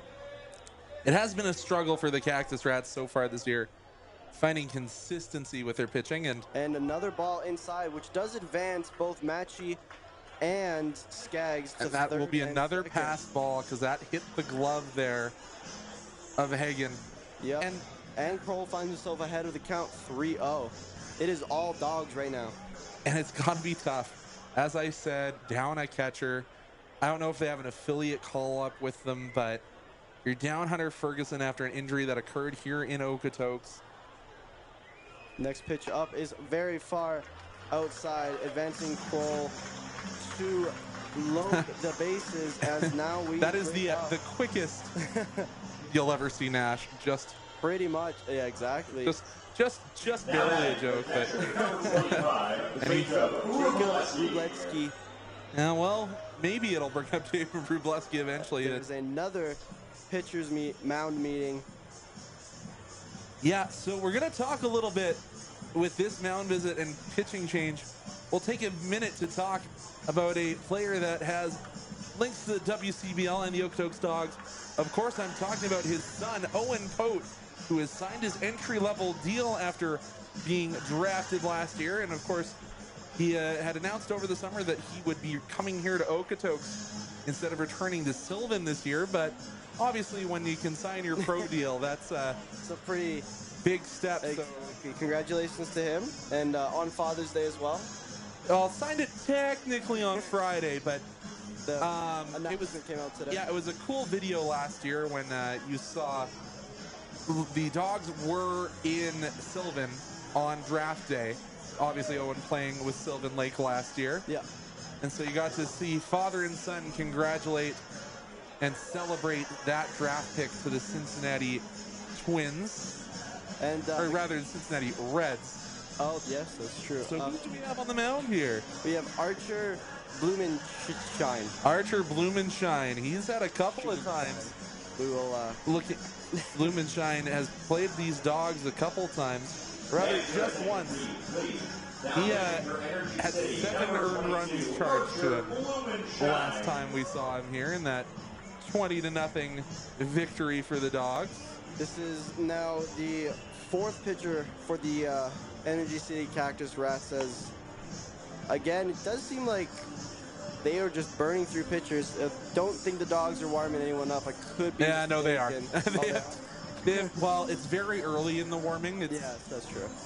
It's interesting. You're seeing this more and more. The starting to the warm-up isn't actually throwing a baseball. No. They're throwing a football. It's I think that kind of took off, especially with the success of Paul Skeens in the MLB. You see his warm up with the water jugs, Yeah. the football, but obviously you see how good his stats are. So, and obviously Trevor Bauer was kind of the one who brought that is true. the KT bands and the weighted ball backwards. Yep, I do remember that. Yeah, he would throw pretty much from left field all the way to right field, and many teams are very skeptical of that one purely because that's a big throw for a pitcher. Yeah, the long toss, but that's become so much more common. Dawgs have the bases loaded with none away. And Rubaleski takes it. First pitch to the back of the shoulders. It does advance a runner. So one pitch, one hit by pitch here for Blumenshine. And that does advance number 3, Jake Skaggs, home. And remains 0 outs as next batter is number 10, Connor Croson, who I think was not very happy about getting hit a few at-bats ago. So I think he's looking to do some revenge damage here. He took a fastball to the head. I don't think there would be many baseball players. Rubaleski is feeling all too well, especially having to deal with the earlier pain of being a catcher and then catching a very faster ball up high, kind of near the shoulder blade area. Yeah, you have to wonder if there's going to be some talk into the score is starting to get a little out of hand. Yeah. You bring in Jason Areola here. Hey, do you even go to trying to remember who their Dawgs Academy catcher is as Croson swings over the top of that offering. I think Croson just wants to get a big contact swing here. I think he wants to put it over the fence, if I'm going to be entirely honest. I think they have a new addition to the lineup. It's Chase Logan, just added out of Oyen, Alberta, returning from Lynn Benton. So didn't know that he was with the club. So who knows? Next pitch outside to the right, but yeah, I can't imagine this game's getting a little bit out of hand. But it's the type of game that it's okay to call because the Dawgs are the one doing the big score damage. You say that now. Wait till you do a 20-1 ball game all alone. That's fair. As Croson takes another big swing for strike number 2. I think Croson, at the position the Dawgs are at, Croson just wants to hit anything at this point. Yeah, he wants to launch it over that fence. I think that would be nuts if you got to see that go over the fence. Yeah, the first home run you get to call being a grand slam. That'd be unreal. As the next pitch comes up, Croson does make contact with it, gets over to Shindu, gets over to second, and the ball is... Oh, Croson finds himself safe on first, which does advance a runner home for the Dawgs, and it is now 8-1 with runners on first and third, bringing up the new hitter, like you said. I believe it was Chase Logan. No, it's Paez still at the dish. I have to wonder if it's the end of the day for Rubletsky. We'll have to keep watching. Well, yeah, we'll keep note of that. Because he's took one where the sun don't shine earlier from his own pitcher and then takes one off the shoulder. So, and that was not a very slow ball he took off the shoulder either, as Brendan Paez gets ready for his little battle with Blumenshine. And Blumenshine does look to try to get Croson over there on first. I didn't think Crow needed to slide in, but I think he says, I'm a baseball player. I want to do some extra laundry tonight. I want to get my... Yeah, exactly. I want to get the jersey nice and dirty today. And the next pitch is very far right side for ball number 1. So the Dawgs have sent 6 to the dish so far in the inning and only 1 away. Lots of 7 Dawg innings so far. Yes, quite a few. We'll have to relate back to see if there is going to be any, as Paez takes strike number 1. But yeah, it's been all Dawgs today, which for Father's Day, it's been a great outing here for the fans here at Siemens Stadium. Yeah, and you're seeing Big Bear wandering and kind of talking with some guys. So you have to think the pinch hitting slash you're going into field Yeah. may start coming here. And Paez waits the ball out for ball number 2. Now, the Cactus Rats pitchers tonight have been struggling just a little bit. As Blumenstein gets ready for his pitch against Paez again. Loads up and is very good framework there by Nick Hagan for strike number 2. And Paez is currently facing a 2-2 count. So, and like my co-host Conrad said earlier, they are looking for, this game could be ended early, could not. We will let you know during this stream as Croson is playing a little bit of tricks over there on first, and the account becomes full for Brandon Paez as Blumenstein throws a ball far wide right, excuse me. Been a good day, as I said, for a lot of Dawgs hitters, but Paez has been doing it in the field as well as. Yeah, he's been arguably one of the best players today, in my opinion. Same with Croson as well. As the next pitch comes, and it is strike 3. Paez does not seem too happy with that call, but that remains. The umpire's decision remains unchanged as designated hitter Aiden Rose comes up to the plate, who I also believe got hit earlier as well. Yeah, he has been hit by a pitch, but 2 for 2 on the day. Other than that, he has hit a double to the fence, and he's eventually some bases as well. Yeah, but he did eventually get chopped down on that fielder's choice when they did come home. Do you remember that? First pitch is wide right. Catcher Nick Hagan does a very good job blocking that one. Like you said, Conrad, channeling his inner hockey goalie. Yeah, and Hagan isn't the biggest guy. We've seen a couple of absolute monsters behind the dish. I know Sylvan has a 6'4" catcher. Jeez. But Hagan being more spry and cat-like, I guess. And Croson getting checked again over there on first is safe. Does slide again, getting that. And he doesn't wear a sliding mitt, does Connor Croson. He's got the digits out. That would just hurt. Yeah, I understand why people have gone to those neoprene sliding mitts. Back when I played, those hadn't come out quite yet, so you used to just get used to getting stepped on. Strike 1 called for Aiden Rose, facing a 1-1 count. We're also forgetting that Nash Kroll is over there on third base. Yeah, the spry and athletic Nash Kroll. The absolute speed demon. Arguably, he rivals the Flash. I want to see him race Diggity. I think that one might be a close race. I'd pity watch that one. As next pitch up, Rose does make contact, but it is a foul ball. Pity watch? What do you mean? That's must-see television. That's a pay-per-view type of deal. Rose, Calgary native, says, I need some more pine tar, reaches up on his bat and grabs that. Ball count 1 ball, 2 strikes for Rose with 2 outs here. Dawgs still looking to do a little bit more damage before this inning's over. Croson still playing a couple more mind games. And Blumenstein, throws ball number 2 outside and to the right. Doesn't seem to be phasing. Kind of, Blumenstein definitely slowed down the fast pace that the other pitchers were demonstrating earlier on. Still in a dominating position here, 2-2. Croson does go, and Rose does make contact for foul ball. Croson did look like he would have made second if that was fair. Yeah, they're looking for the hit and run. And count remains 2-2 as Rose gets ready for his next pitch against Blumenstein.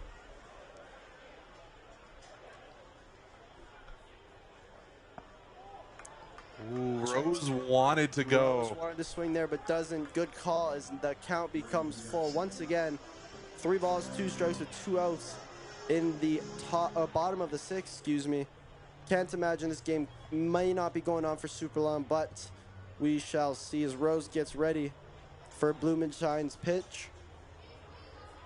And Croson does go on first. Aiden Rose does make contact. Croson very eager to get to second base right now as he gingerly walks back to first. Well, you're always going on 3-2, but he heard the crack of the bat and said, I didn't see that baseball coming my direction. I'm going to chop at my feet and turn around. Carlson goes again, and Rose does make contact, but second baseman Caden Barron makes the out to end the inning. Now we are heading to the top of the 7th inning. Dogs are up 8-1, and we will see you guys in a bit on Flow Sports.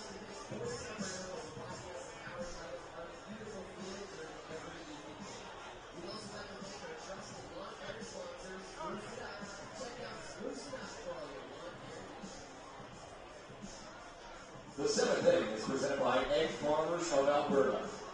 Alberta Egg Farmers are proud to provide fresh, affordable, local eggs every day. Eggs, a nutritional powerhouse with 6 grams of protein that knocks it out of the park. Eggs.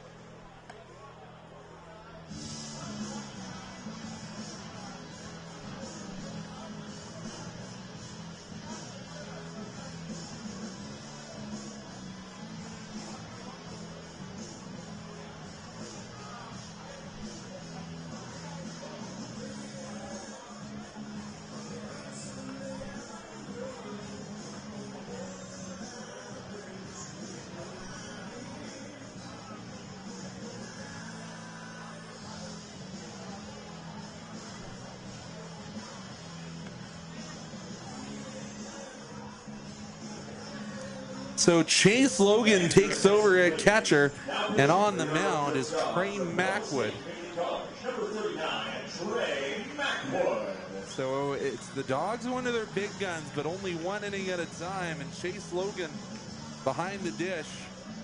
As I said, it was Declan Spooner initially, but I do believe that he is an affiliate player, and Logan is going to be a full-time catcher. So got that long flowing hair, and that might signal that Lou Anderson maybe a little bit longer than we expected. Next up to bat for the Cactus Rats is second baseman Caden Barron, who was the reason the bottom of the 6th ended for the Dogs. But at the plate, he's struggled. He's hit into ground outs twice today, so 0 for 2, and takes a swing at the first Mackwood offering, and it'll fly off into the Arcandia Outdoor Solutions, or Section 109. Of course, I call it the new section here at Siemens Stadium, and its 2nd year of operation there with the nice little patio out in front. It seems every year there's a new improvement out here at Siemens Stadium. Come out and check it out for yourself, especially on a beautiful day like today. Mackwood's second offering down into the dirt. Let's go to 1-1. Because, yeah, probably, as you said, it's been a little bit of a time since you've been here before you came to join us in the broadcaster's booth this season. There's probably a lot of changes since last time you were here. definitely.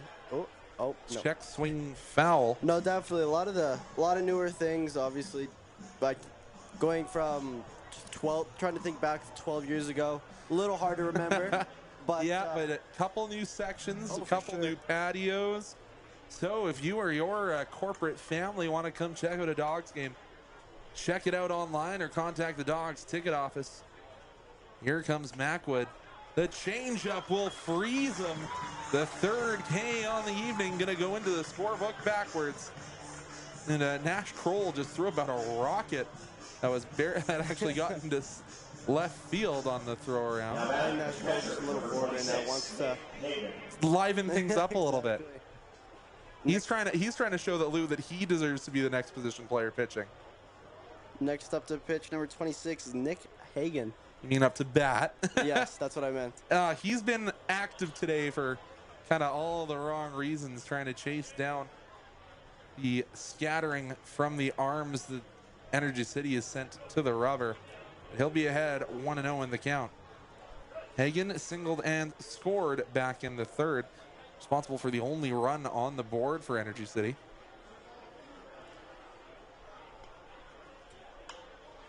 Fouls that one off in the direction of the berm. So he goes to 1-1 at the dish. And he's one of those guys that doesn't wear the batting gloves, just reaches down, grabs some of that clay dirt, rubs into his hands to maintain his grip. Him and Nash Kroll, cut from the same cloth. And yet look almost identical as well. There's a little bit of a build difference as Hagen gets his hips out of the way of that one. Hagen definitely looks like a catcher, though. That is true. He does embody that catcher The build. stout build. Exactly. And the agility that we've seen throughout today's game. Makes contact with that one. It flies right towards my laptop if there wasn't a protective screen. 2-2 the count now. Mackwood looking for his second consecutive strikeout here. Now with the count at 2-2. Mackwood didn't like the first sign. Takes the second and gets into his stance. The delivery. High and outside. Count is full. Pitchers have definitely slowed down compared to Yeah, we had that one inning. a few innings where both the Dawgs and the Cactus Rats were just pretty much get the ball and pitch right away. And the Cactus Rats seem to be warming up another pitcher. That one will be a walk, so went from 0-2 into the walk. Hagen reaches for the second time today. That'll bring forth Cooper Davis. Cooper Davis. Our in-stadium announcer seems like he forgot the name of Cooper Davis there. Big shout out to Mike Gould. He was on this play-by-play mic last night, but over on the PA mic today. And Cooper Davis got a lot of that one, but it'll be into the glove of the Dawg center fielder. In handling those duties is Jake Skaggs. Good play there by Skaggs, just cutting down the ground, making the easy catch for out number 2. That's Cooper Davis' second fly out to center field. We'll go back to the top of the order. Ten Shindo steps to the plate. He singled in the third, but was stranded at third base. He does have a strikeout today, and we went down swinging in his first AB. Painting the corner there was Mackwood. Don't think Shindo is too happy with that one. But And as we said, it's that Japanese style of hitting. It's not necessarily the most power, but just looking to keep that on-base percentage high. Exactly. Ooh, same spot for Mackwood. Ahead 0-2 early here on Shindo. Mackwood finding his bread and butter here on Shindo. Doesn't seem to want to swing right now. Just leaves Hagen, over there on first with a little bit of a leadoff, but doesn't seem to bother Mackwood at all. That one a very similar location. Doesn't get the call this time. So Mackwood seeming to say Shindo's not going to reach to that outside part of the plate. Let's keep trying to find it over there. Yeah, Shindo hasn't kind of been tempted to swing on any one of those far pitches, so. And Shindo swings over the top of that offering. So 2 Ks for Mackwood and only allows the one walk. We'll see if the Dawgs can continue to bite when we come back for the bottom half of the 7th inning here on Flow Sports.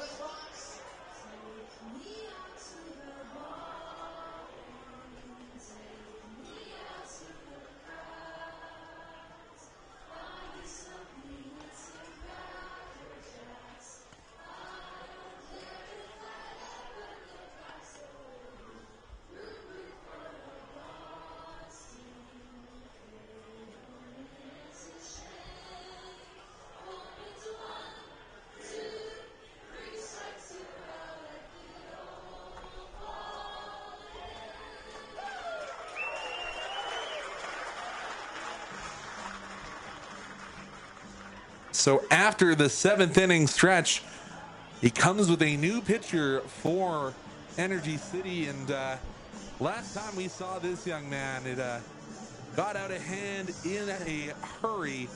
He was the starter for the 1-20 loss that Energy City picked up here in Okotoks. So he's 0-1 with a, well, actually, outside of that Dawgs game, elevating his ERA, he's done pretty well. He's only at a 10-12, considering he gave up 6 that evening. He's played 3, started 2, 8 strikeouts, 8 walks, and 8 innings pitched. Has also given up 10 hits. Yeah, I think he's just kind of looking to make this inning quick and easy for the Energy City Cactus Rats, but the Dawgs look to have other plans. As they want to, I think they want to add more for their fathers here on a nice Father's Day Sunday afternoon. Yeah, hopefully the Moss family watching from Charlottetown, PEI. Not many baseball players I can think of that come from PEI. No, I do.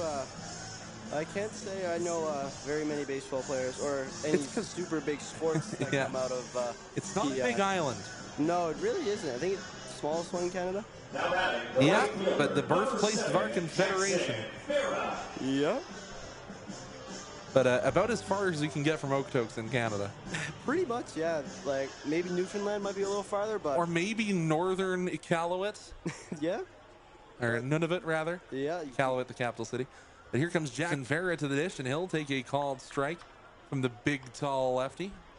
I think Moss got the memo to go fast again. Doesn't seem to be wasting any time there on the mound as here's pitch number 2. Fouled away by Jackson Farah. Jackson Farah, the bottom of the order today. But as I said, there is no real port in a storm here from this Dawgs lineup.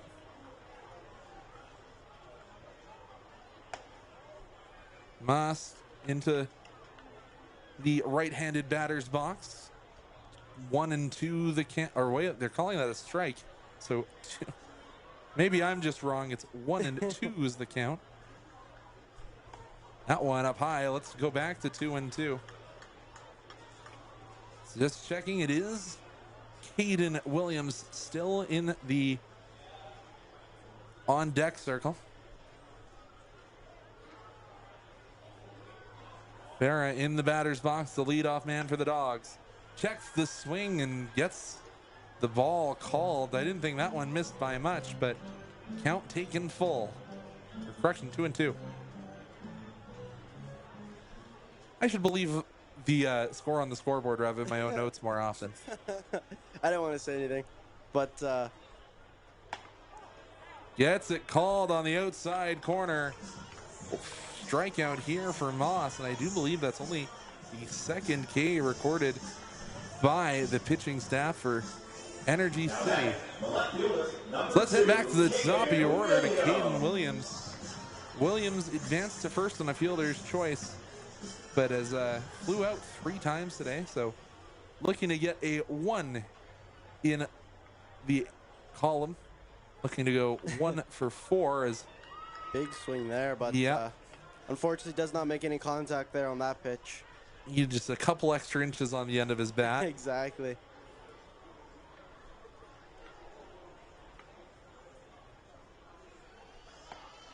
That one.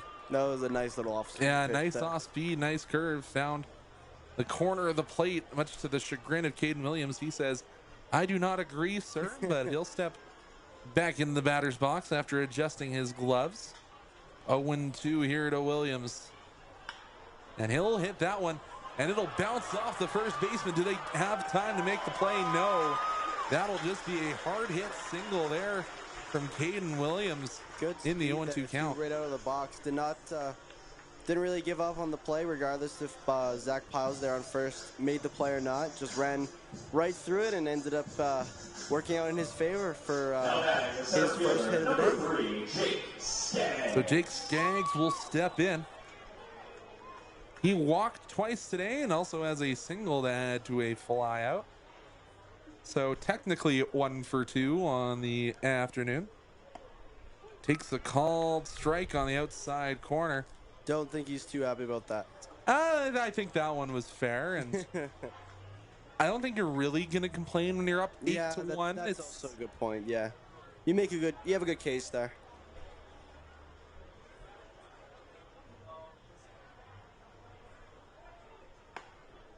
Oh, that one you might have a few more words about, but yeah, the looping off speed called strike. Off speed is a little bit lethal so far. Yeah, it's that 12-6 change or a curve of some variety. It has a lot of movement, whatever we're classifying it as. 0-2 to Skaggs. Four seam, check swing, that one gets away. Does get a little foul tip on that too. Looked to be a little more inside than I think Skaggs originally thought. Yeah. I don't believe, was Skaggs one of the 4 batters today? He has not been plunked yet. But I can't imagine in the back of your mind that big number 4 of your teammates that have been hit. I don't think you want to keep adding to that number. That was the weirdest. It's the lefty pickoff moves can sometimes. That was funky, is what that was. Yeah. He didn't even move his body; just kind of noodle armed it to first to try to pick off Williams there. And it is a little bit of a larger lead from Williams than we've seen from most of the Dogs today. And he'll freeze another one in at the top of the zone, and a conversation there as Skaggs walks back to the dugout. Yeah, I don't think Skaggs is too happy with that one, or the one before. But again, I don't think you're going to do a whole lot of complaining, like you said, when you're up 8-1. Matchy up next. You saw emotion there from Skaggs. He got to the dugout saying the top of the strike zone is infinite. But Machi steps in. I think if the batter's boxes were still painted in, his toes would be on the line. Yeah, pretty much. But you've sent so many Dogs to the plate, those batter's boxes are gone. Yeah, they don't last very long. You know, you almost need to go back to where it's the embedded lines from the younger age group, so they're always there. That one inside, and Machi has worked a 2-0 count. Yeah, I think for the Dogs right now, it's just to kind of keep it flowing, keep the game moving. Thankfully, the potential storm kind of passed already. So. Well, you say that, then don't look out to right field. Okay. I want to take back what I just said because I cannot see to the right side of my. Is that really that bad? Oh, that's towards Calgary, and that's towards my home. I might have to deal with a few. Hopefully, don't have to deal with a few rain or hail-sized baseballs coming. Yeah, we saw over in Sylvan. I was seeing some pictures, not from today, but from yesterday. Golf ball-sized hail. So. Yeah, that my car has a sunroof, and that's about it. So it's just glass, and that pitch gets away from Moss there. His stuff's been good, but then you see something like that, and you're like,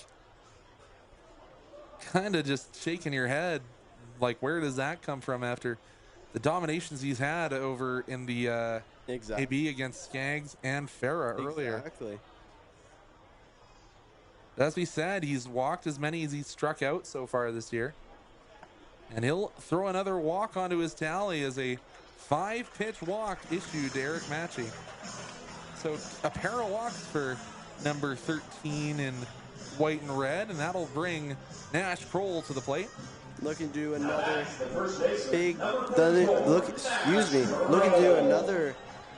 looking to add more to do some more damage for the Dogs here. 2 outs, just looking to get kind of a single or even something just in the gap, or hey, maybe a 3-run homer. That'd be nice to see. Another guy that is 1 for 2 because he's had a walk. Or 1 for 3 rather. He has a walk, fly out, strikeout, and a single in today's affair. Apparently the top of the strike zone has been reestablished. Kroll ahead 1-0.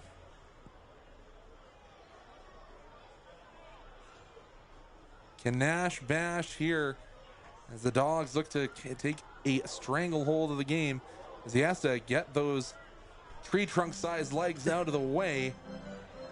2-0. I think Nash thought that might have made contact to him. He looked to throw the bat, but doesn't. Maybe if he did not dodge out of that, but human nature kind of takes precedence over. Yep. I don't want to get hit with the baseball. Yeah, Because I can tell you from experience, I don't like getting hit with a baseball. I don't like getting hit with anything, period. That's also a good way to put it. Inside on Kroll once again.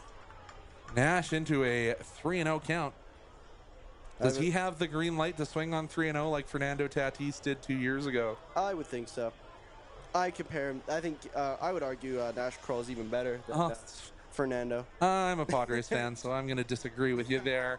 But Nash certainly has power.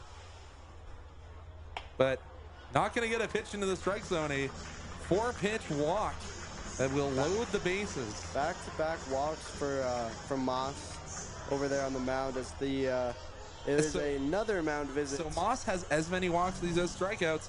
As you said, mound visit here. This might, as much as you don't want to say a player has the yips, maybe just the memories of this ballpark playing into the head of Moss. True, but you could also argue that pitching today for the Cactus just hasn't been the absolute greatest today.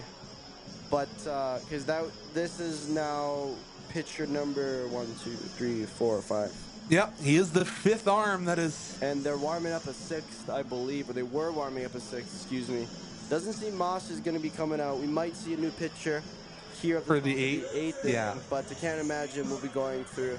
I think we'll see a max, maybe one more. But this will be the first at bat of the, I do believe, of the season for Chase Logan. Chase Logan. Looking to make a big name for himself early on in his Dawgs career for this season. Takes a called ball on the inside of the plate. Yeah, if you're sitting in the batter's box after what you've seen kind of the past few pitches with Moss, you don't take that bat off your shoulder. Yeah, you're not swinging very much, especially early on. Finally, a 4-seamer right across the center of the plate. Moss, who does have back-to-back walks on Matchy and Kroll.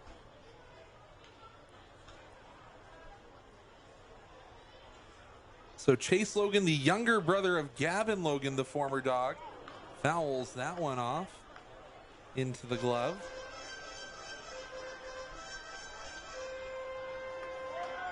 So the family line's continuing to run here in Okotoks, but Chase Logan behind 1-2. I also think it's safe to say that I don't think I'm no longer a jinx for the Dawgs anymore. Yeah, Nash Kroll had to stop and wait that one out. But they strand 3, but the Dawgs still lead 8-1. We'll have more Dawgs baseball when we return here on Flow Sports.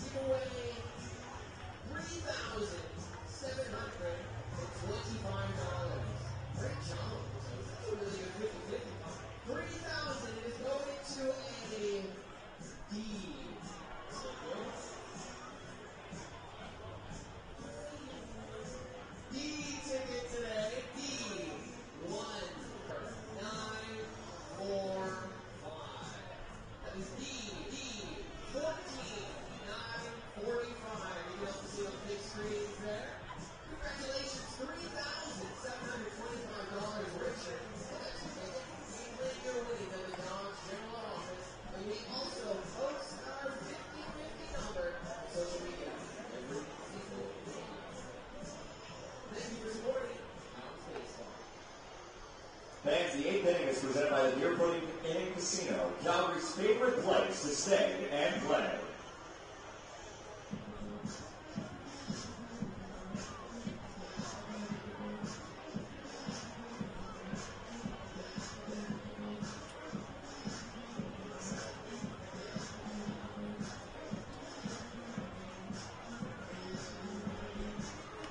Fans, your attention please. Now pitching for your Okotoks Dawgs from the University of Colorado Pueblo. So arm number 6 for the Dawgs out of Colorado Pueblo. It is going to be Frank Flores, and it does look like we have another. Nope, I thought it was a defensive substitution, but no. Just couldn't find Nash Kroll's hat, probably, or something silly like that. Yeah, and Frank Flores with that bright orange glove.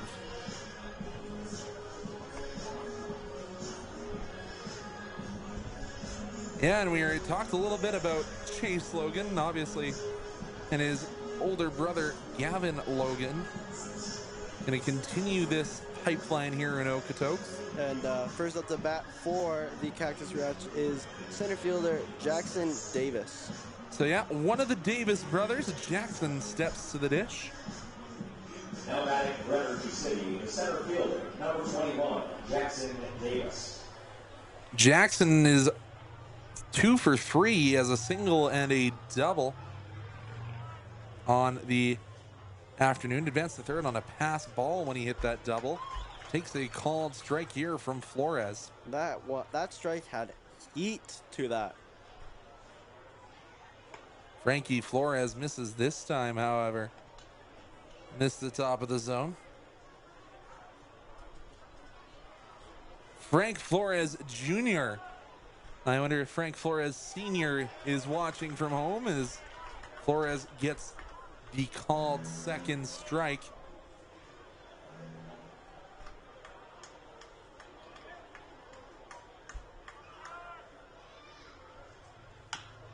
That one bounced towards Flores. Flores fields his position well. Over to Kroll, one away. Sometimes those high hoppers are tough for the pitchers to handle, but Flores settled in like a center fielder and took that one down. Yeah, those are a little awkward because you don't know exactly kind of what speed they're going to come down at, kind of if they're going to go a little bit forward, a little bit behind, but Frank Flores makes it look easy as he delivers the first out of the top of the 8th inning. So Frank Flores Jr. has a 4-seam, a 2-seam, and a slurve. So the 2 fastballs going to come at you quick, and that slurve in and around. So his 4-seam is at 92. So you said he got some heat. We but then to have a batter down. Oh, did Aaron Cena hurt himself on the swing? Seems to be trying to walk it off right now. Kind of took, after the foul, took like a little bit of a knee. His knee buckled in the swing and looks to be checking out his ankle. Third base coach did come check on him, but yeah, it is tough. It does seem to be okay. It is tough because the Energy City does only have 2 listed coaches. So you got your coaches on the baselines every time. Oh, yeah. Not like the Dawgs where you have a laundry list of coaching staff. Exactly. Oh, Flores bounced that one and it bounced up and hit Jeff Wong. Flores gives a little my bad tap. I'm sure a few of the Dawgs players might not be too upset about the contact of the umpire. Yeah, and you know that's part of the job, especially when you are that home plate umpire. That one in the dirt again from Flores Jr. That's why you wear the big chest protector. So when we asked, he was one of the few players that when asked, said if the torpedo bats should be banned. He said yes. Oh, really? And obviously we knew that was popularized by the Yankees. Who got demolished the other day by the Red Sox. They lost again today, 2-0 to them as well. Oh, my heart bleeds for Yankees fans.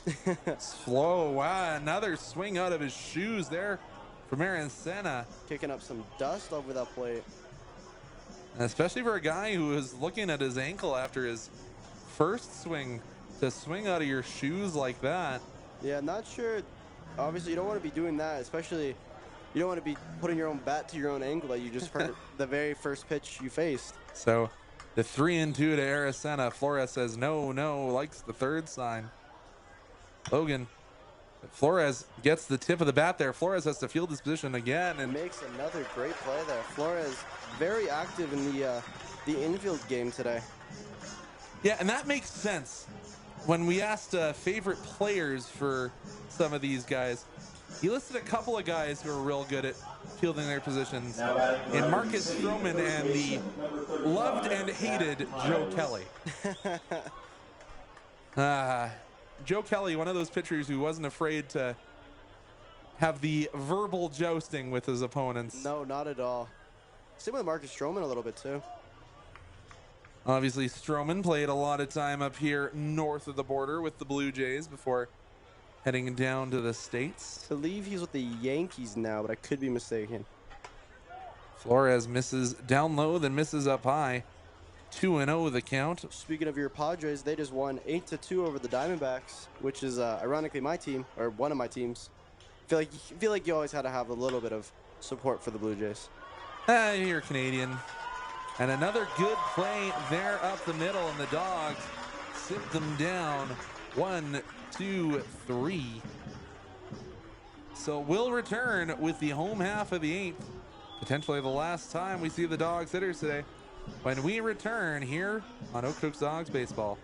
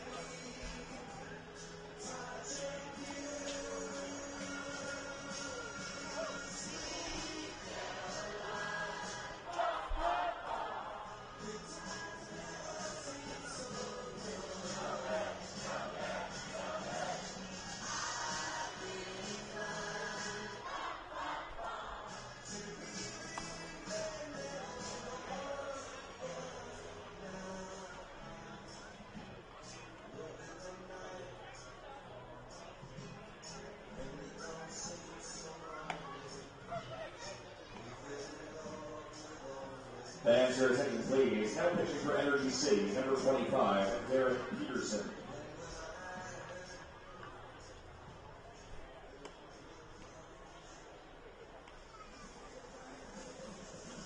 That's a good one. But we are back here as Connor Croson steps to the dish. He draws his cross in the sand as he always does, and then looked like he almost stumbled on home plate there. I was going to say, it took a little bit of... Well, to be fair, it's not the biggest stumble he's ever taken, as he stumbled over first base when he rounded them in the final of the WCBL last year. Takes that one, and that one hit Hagen. A little bit lower. It looks like that one came off the catcher's gear at least. Pitches are out for everybody today. Doesn't matter what team they're on. Yeah, you're my own catcher. I don't care. Cactus Rats seem to be warming up another pitcher. Yeah, a bullpen day to say the least, as this is the 6th pitcher for Energy City. Connor Croson swings over the top of that and offering. But I would say that if you're a fan of the Okotoks Dawgs, it's been a very successful Father's Day. And for those who have attended today and those who are watching the stream, we wish you from the booth a happy Father's Day, and we're hoping that you have enjoyed your time so far. I know my dad's down in California, might be tuning into this game. That'd be very nice. Similar weather right now, to be fair. Yeah. That'd be nice. Croson says no siree to that one that was out in the left-handed batter's box. I know my dad just got a brand new barbecue, so I'm looking forward. Steaks? Yep, that's after this game. That's what I'm going home to. That'll be nice. The offering from Derek Pedersen, and Connor will just bloop that one into right field. A single for the Crow Show to lead off the home half of the 8th inning, and it will be, is that still Brandon Paez? It is. Now batting the second baseman, number 23, Brandon Paez. I know, I should know it's Paez because he has the most colorful batting gloves I've seen in a while. Yeah, those are... They don't necessarily match the Dawgs colors, though. Matches their jerseys from me last night, though. Yeah, that's true. Maybe he did see the 5 o'clock somewhere jerseys and decided, I'll go order those for the summer. Takes a pitch outside the inside of the plate. Paez, one of those Dawgs Academy graduates, attending the University of Utah. out of Montreal, Quebec. And Paez lines that one out into left center. Croson puts on the stop sign originally. That ball jumbled around in center, and Connor will advance on the throw. Great hit there by Paez there, and great decision making by Croson to not just stop at second, but to continue his run to third. Runners on the corners, 0 outs. It is looking like all Dogs again. And the nicest man to walk up to bad company, Hayden Rose, steps into the dish once again, handling the designated hitter today. Yeah, he's normally the second baseman, but that's Paez's job today, who I think has done a very good job. Filled in admirably. Rosie sorted on that first opportunity. 0-1 the count. To the University of British Columbia, attending out of Calgary, Alberta. Time is called. Did a ball make it all the way from the bullpen to the backstop? It might have actually. I think so. Oh boy. It's been a rough day out here for the Energy City. It's been a tough pitchers. weekend. Yeah, that it has been for these pitchers. Rosie fouls that one off. Still a little cloudy outside, and obviously to my left it looks super good. But I assume. Yeah, just keep looking into left field, ladies and gentlemen. Ignore what's coming in out of right. Red's standing up to and looking over to the right, and I don't think he likes what he sees. No, siree. Aiden Rose doesn't like the 0-2 count that he sees, but none away for the Dogs. And Rosie will sit down after a convincing swing. And as we said, it hadn't been that many Ks for the Cactus Ranch pitching staff today, but they've worked 3 in the last 2 innings. Yeah, but again, I guess the Dogs have, like we said, the keys to winning the game were getting on the bats, and they have 12 hits tonight against the Energy City's 4, and that shows on the scoreboard with the Dogs leading 8-1. Excuse me. Farah took a piece of that one. It looks like we're going to see a pin. Oh, nope. Some advice being shared. Yeah. It's not often we see a Dogs player managing as a coaching staff on that first baseline. It's usually Rob Sargent's job, but maybe they said it, Rob, you've got young kids. Head on home. You can go start your Father's Day a little bit early. Yeah, I think Dogs. Yeah, because that's Jason Ariola handling the first base coaching duties. Yeah, I think Dogs have felt pretty confident so far in this game. I think relieved the coach for some Father's Day time. Oh, what a snag there actually from Chase Hogan. He the backhand below the waist snag. That was Nick Hagan. Nick Hagan. Ugh. We'll give the credit to Chase Logan anyways. Yeah. I'm just thinking of the wrong side of the baseball, obviously. Farah. I believe Farah was the last one to get hit as well. Yeah, last one to wear one, but he's ahead 3-1, 1 away here. The Dogs home half of the 8th inning. They lead by a score of 8-1. Pitch. And that one going to be put into the gap. No, I thought it had a lot more oomph to it. Will be fielded by the second baseman. Just taking a few steps back there was Barron. 2 away. Okay, is this his 5th at bat? This is Caden's 6th at bat. That's how you know the Dogs' bats have been very good today. And again, 8 runs, 12 hits on the day, and nothing over the fence yet. Oh, and that one just foul. Made good contact on that one too. I see Ariel has thrown the arm shield on out there, especially after that hot shot. Maybe you should throw some more protective gear on. Just get all the. Yeah, go get all of his catcher's gear on. He's a catcher. He has all the pads. He's got all the gear. He can do it.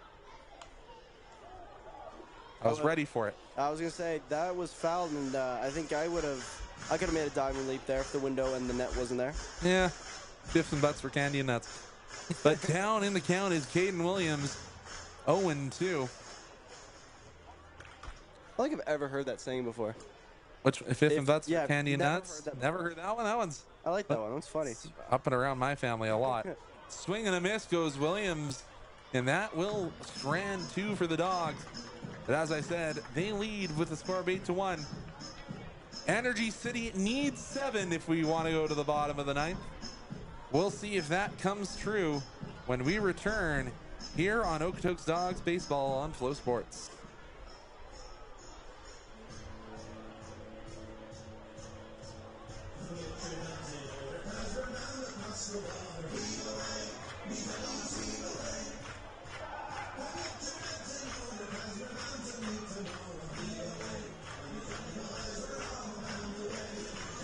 Fans, your attention please. Now pitching for your Okotoks Dogs from Campbellsville University, number 40, Chase Tucker.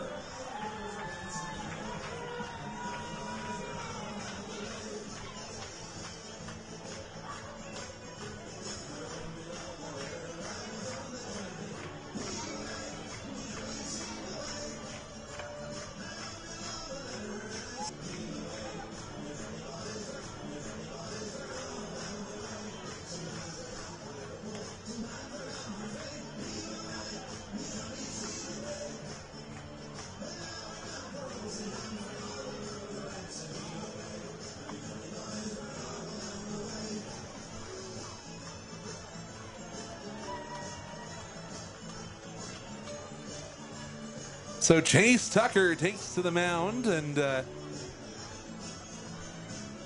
no other defensive substitutions from what I can tell, but long conversation here between Coach. Number 1 for the Cactus Reds? Yeah, it looks like we're going to see a couple pinch hitters coming in.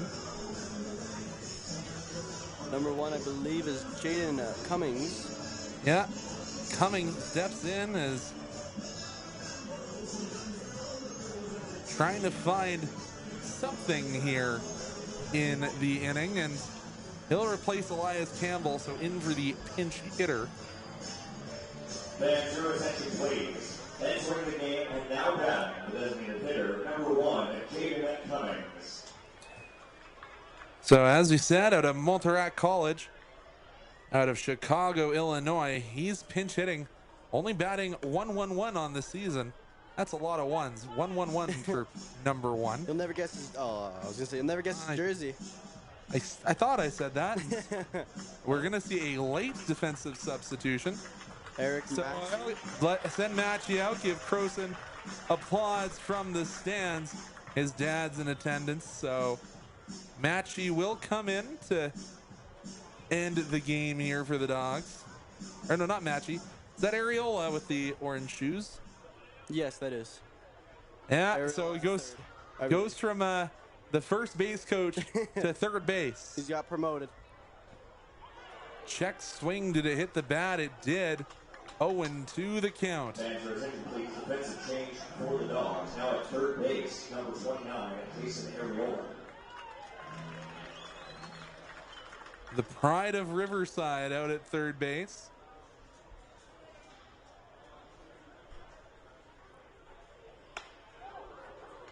That had some heat to it. The inside heat from Chase Tucker. That left dust in the air. That was some oomph on that fastball. So 1-2 for Tucker out of St. John's, Newfoundland.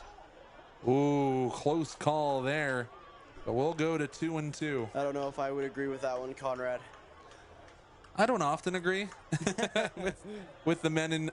Me and referees and umpires have a troubled past. Tucker misses up high, and he goes from the commanding lead of 0-2 to a full count to the pinch hitter in the DH spot, Jaden Cummings. And it looks like it will be another pinch hitter for Energy City after, and Cummings will take a walk. And about 1 million pieces of gear just come flying out after him. Yep. This will bring. Oh no, it is still Parker Husu. I just have the wrong number for him. Parker Husu, I believe, has one hit on the day. Or is he? Yeah, he was the first hit of the game Oh, right. for Energy City. But since then has flown out, grounded out. So I also want to kind of find it funny. The Dawgs have 3 times more hits as they did yesterday. Husu takes a 4-seamer from the looks of it across the dish for a called strike.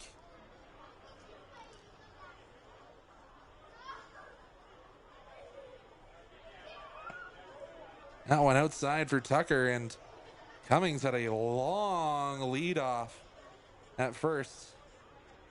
So Tux has a fastball in the high 90s on a good day. Cutter, changeup, and a slider. As that one swung on, will it hit grass? It will. And Cummings gonna round to third, but Dawgs just content to leave the runners at the corners. Good base running there by Cummings, going, not really hesitating, but kind of just burning and turning over there on second base to end up getting all the way to third. We haven't seen any Cactus Rat runners in scoring position in a while. Actually, I don't think since the third inning, which they got their run in. Yeah, Nick Hagan, the only runner in, well, no, they did have Jackson Davis in the fifth. Oh, yes, right.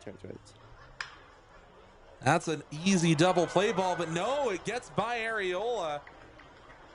I'm gonna have to see how that one scored. I think that was a E5. Yeah, we are gonna call it an E5. Sorry, Riverside. I tried to talk it into a hit, but a run scores. So Campbell plates. Closes the lead down to 6. Number 26, Nick Hagan. So Nick Hagan to the dish. Hagan is 1 for 4. I was wrong. Barron had not hit today. Barron, was looking to paint that first baseline, but he'll hit it foul as he is 1 for 2 on the afternoon. He has a single and a walk. Yeah, for Catchers had a pretty big day for the Cactus Rats. Other than the run that Cummings just scored, he was the only runner that made it home today. Yeah. And has had to be quite active behind the plate. Tucker the pitch. Fouled off once again. So a pair of fouls and Tucker's ahead 0-2 once again. You can get a strikeout here and that'll open things up to a double play ball. Could we see the infamous, the unlikely, the rare triple play? It is possible, but Hagan will. That was a little jinx moment we just had there. A little bit. But Hagan will step out. Called for the time late. Had something in his eyes. So I'm just saying, let's get this one on because we can see it's actually actively raining out to my right. Oh, is it actually? Yeah, I can see some rain falling down. That one into the dirt. Tucker trying to spike that curve into the dirt, but still get the swing. 1-2 the count.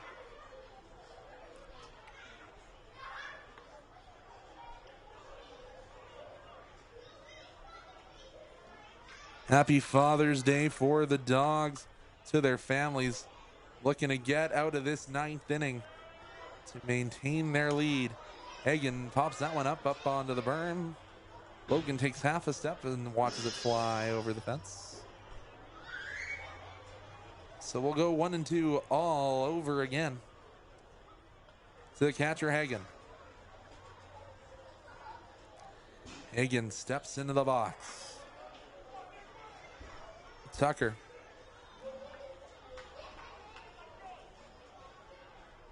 The pitch. Outside. Let's go to 2-2. Good catch there by Chase Logan. That was a little bit more outside, but did his best little hockey goalie impersonation with the glove save. And Tucker's changed how he takes the call. Last year, he had that ball hanging all the way down in the dirt, but now a more conventional pitching stance. Swung on up high into the Okotoks skies. Will it be enough to advance the runner? It will not. So 1 away. As I said, a strikeout would have put them into the double play, ending the game. So will that F9 Is it still Cooper Davis? It is. Number 2, Cooper Davis. So Cooper Davis. As I said, both the Davis brothers in the ball game today.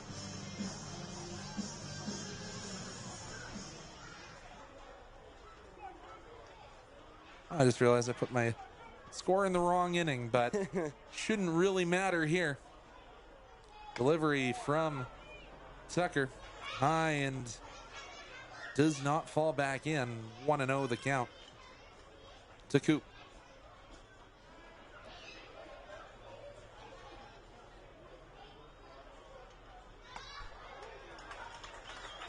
It's a called strike there. 1-1 the count to Davis. Either Cooper Davis. I always forget when you have brothers, you have to do the full name. Yeah. Cooper Davis. Ooh, and that one gets away from Logan. That'll advance both the base runners on the wild pitch. A little unfortunate there for Logan. It kind of just barely snuck past him there. Yeah, and it was in the webbing of the glove, but just couldn't pinch that one. Could the new younger Logan.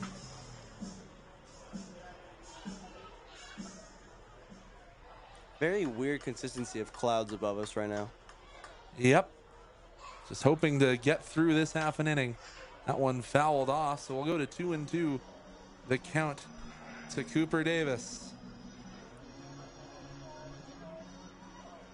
So a little brass bonanza breaks out at the ballpark. Well, brass bonanza, but on the organ.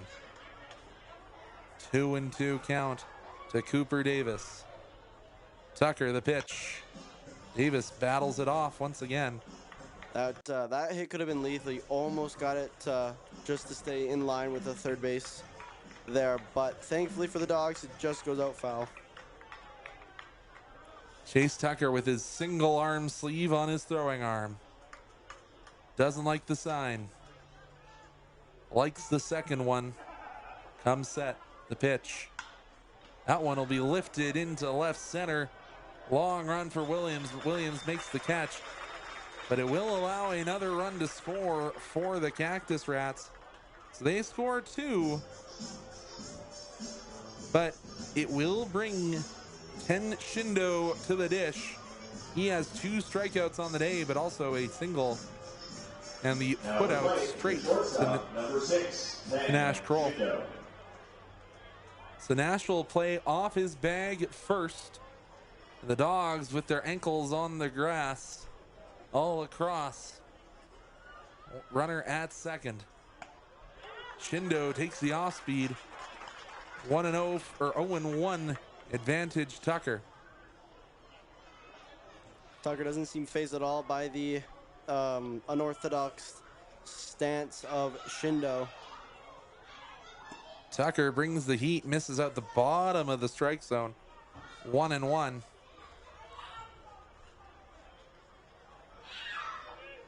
We've seen a variety of Dawgs pitchers come to the plate or to the rubber knowing they have a day off tomorrow. That one fouled off. The Cactus Rats down to potentially their final strike. Shindo takes the long walk in behind catcher and umpire. Logan takes the sign from the dugout. Relays to Tucker. Tucker doesn't shake him off this time. 1-2 offering. Shindo stays alive. Gets past the coach at first base. Come on, lay out for that one. You want to get on the bus and we want to get home. We want to avoid the rain. We're not biased at all. We just want it to be over. Once again, another happy Father's Day to those in attendance and those listening. That one, Shindo fouls off again. 1-2, version 3. Fans trying to clap home a final strike here for Chase Tucker. Tucker nods at the sign. Logan sets up on the outside half of the plate.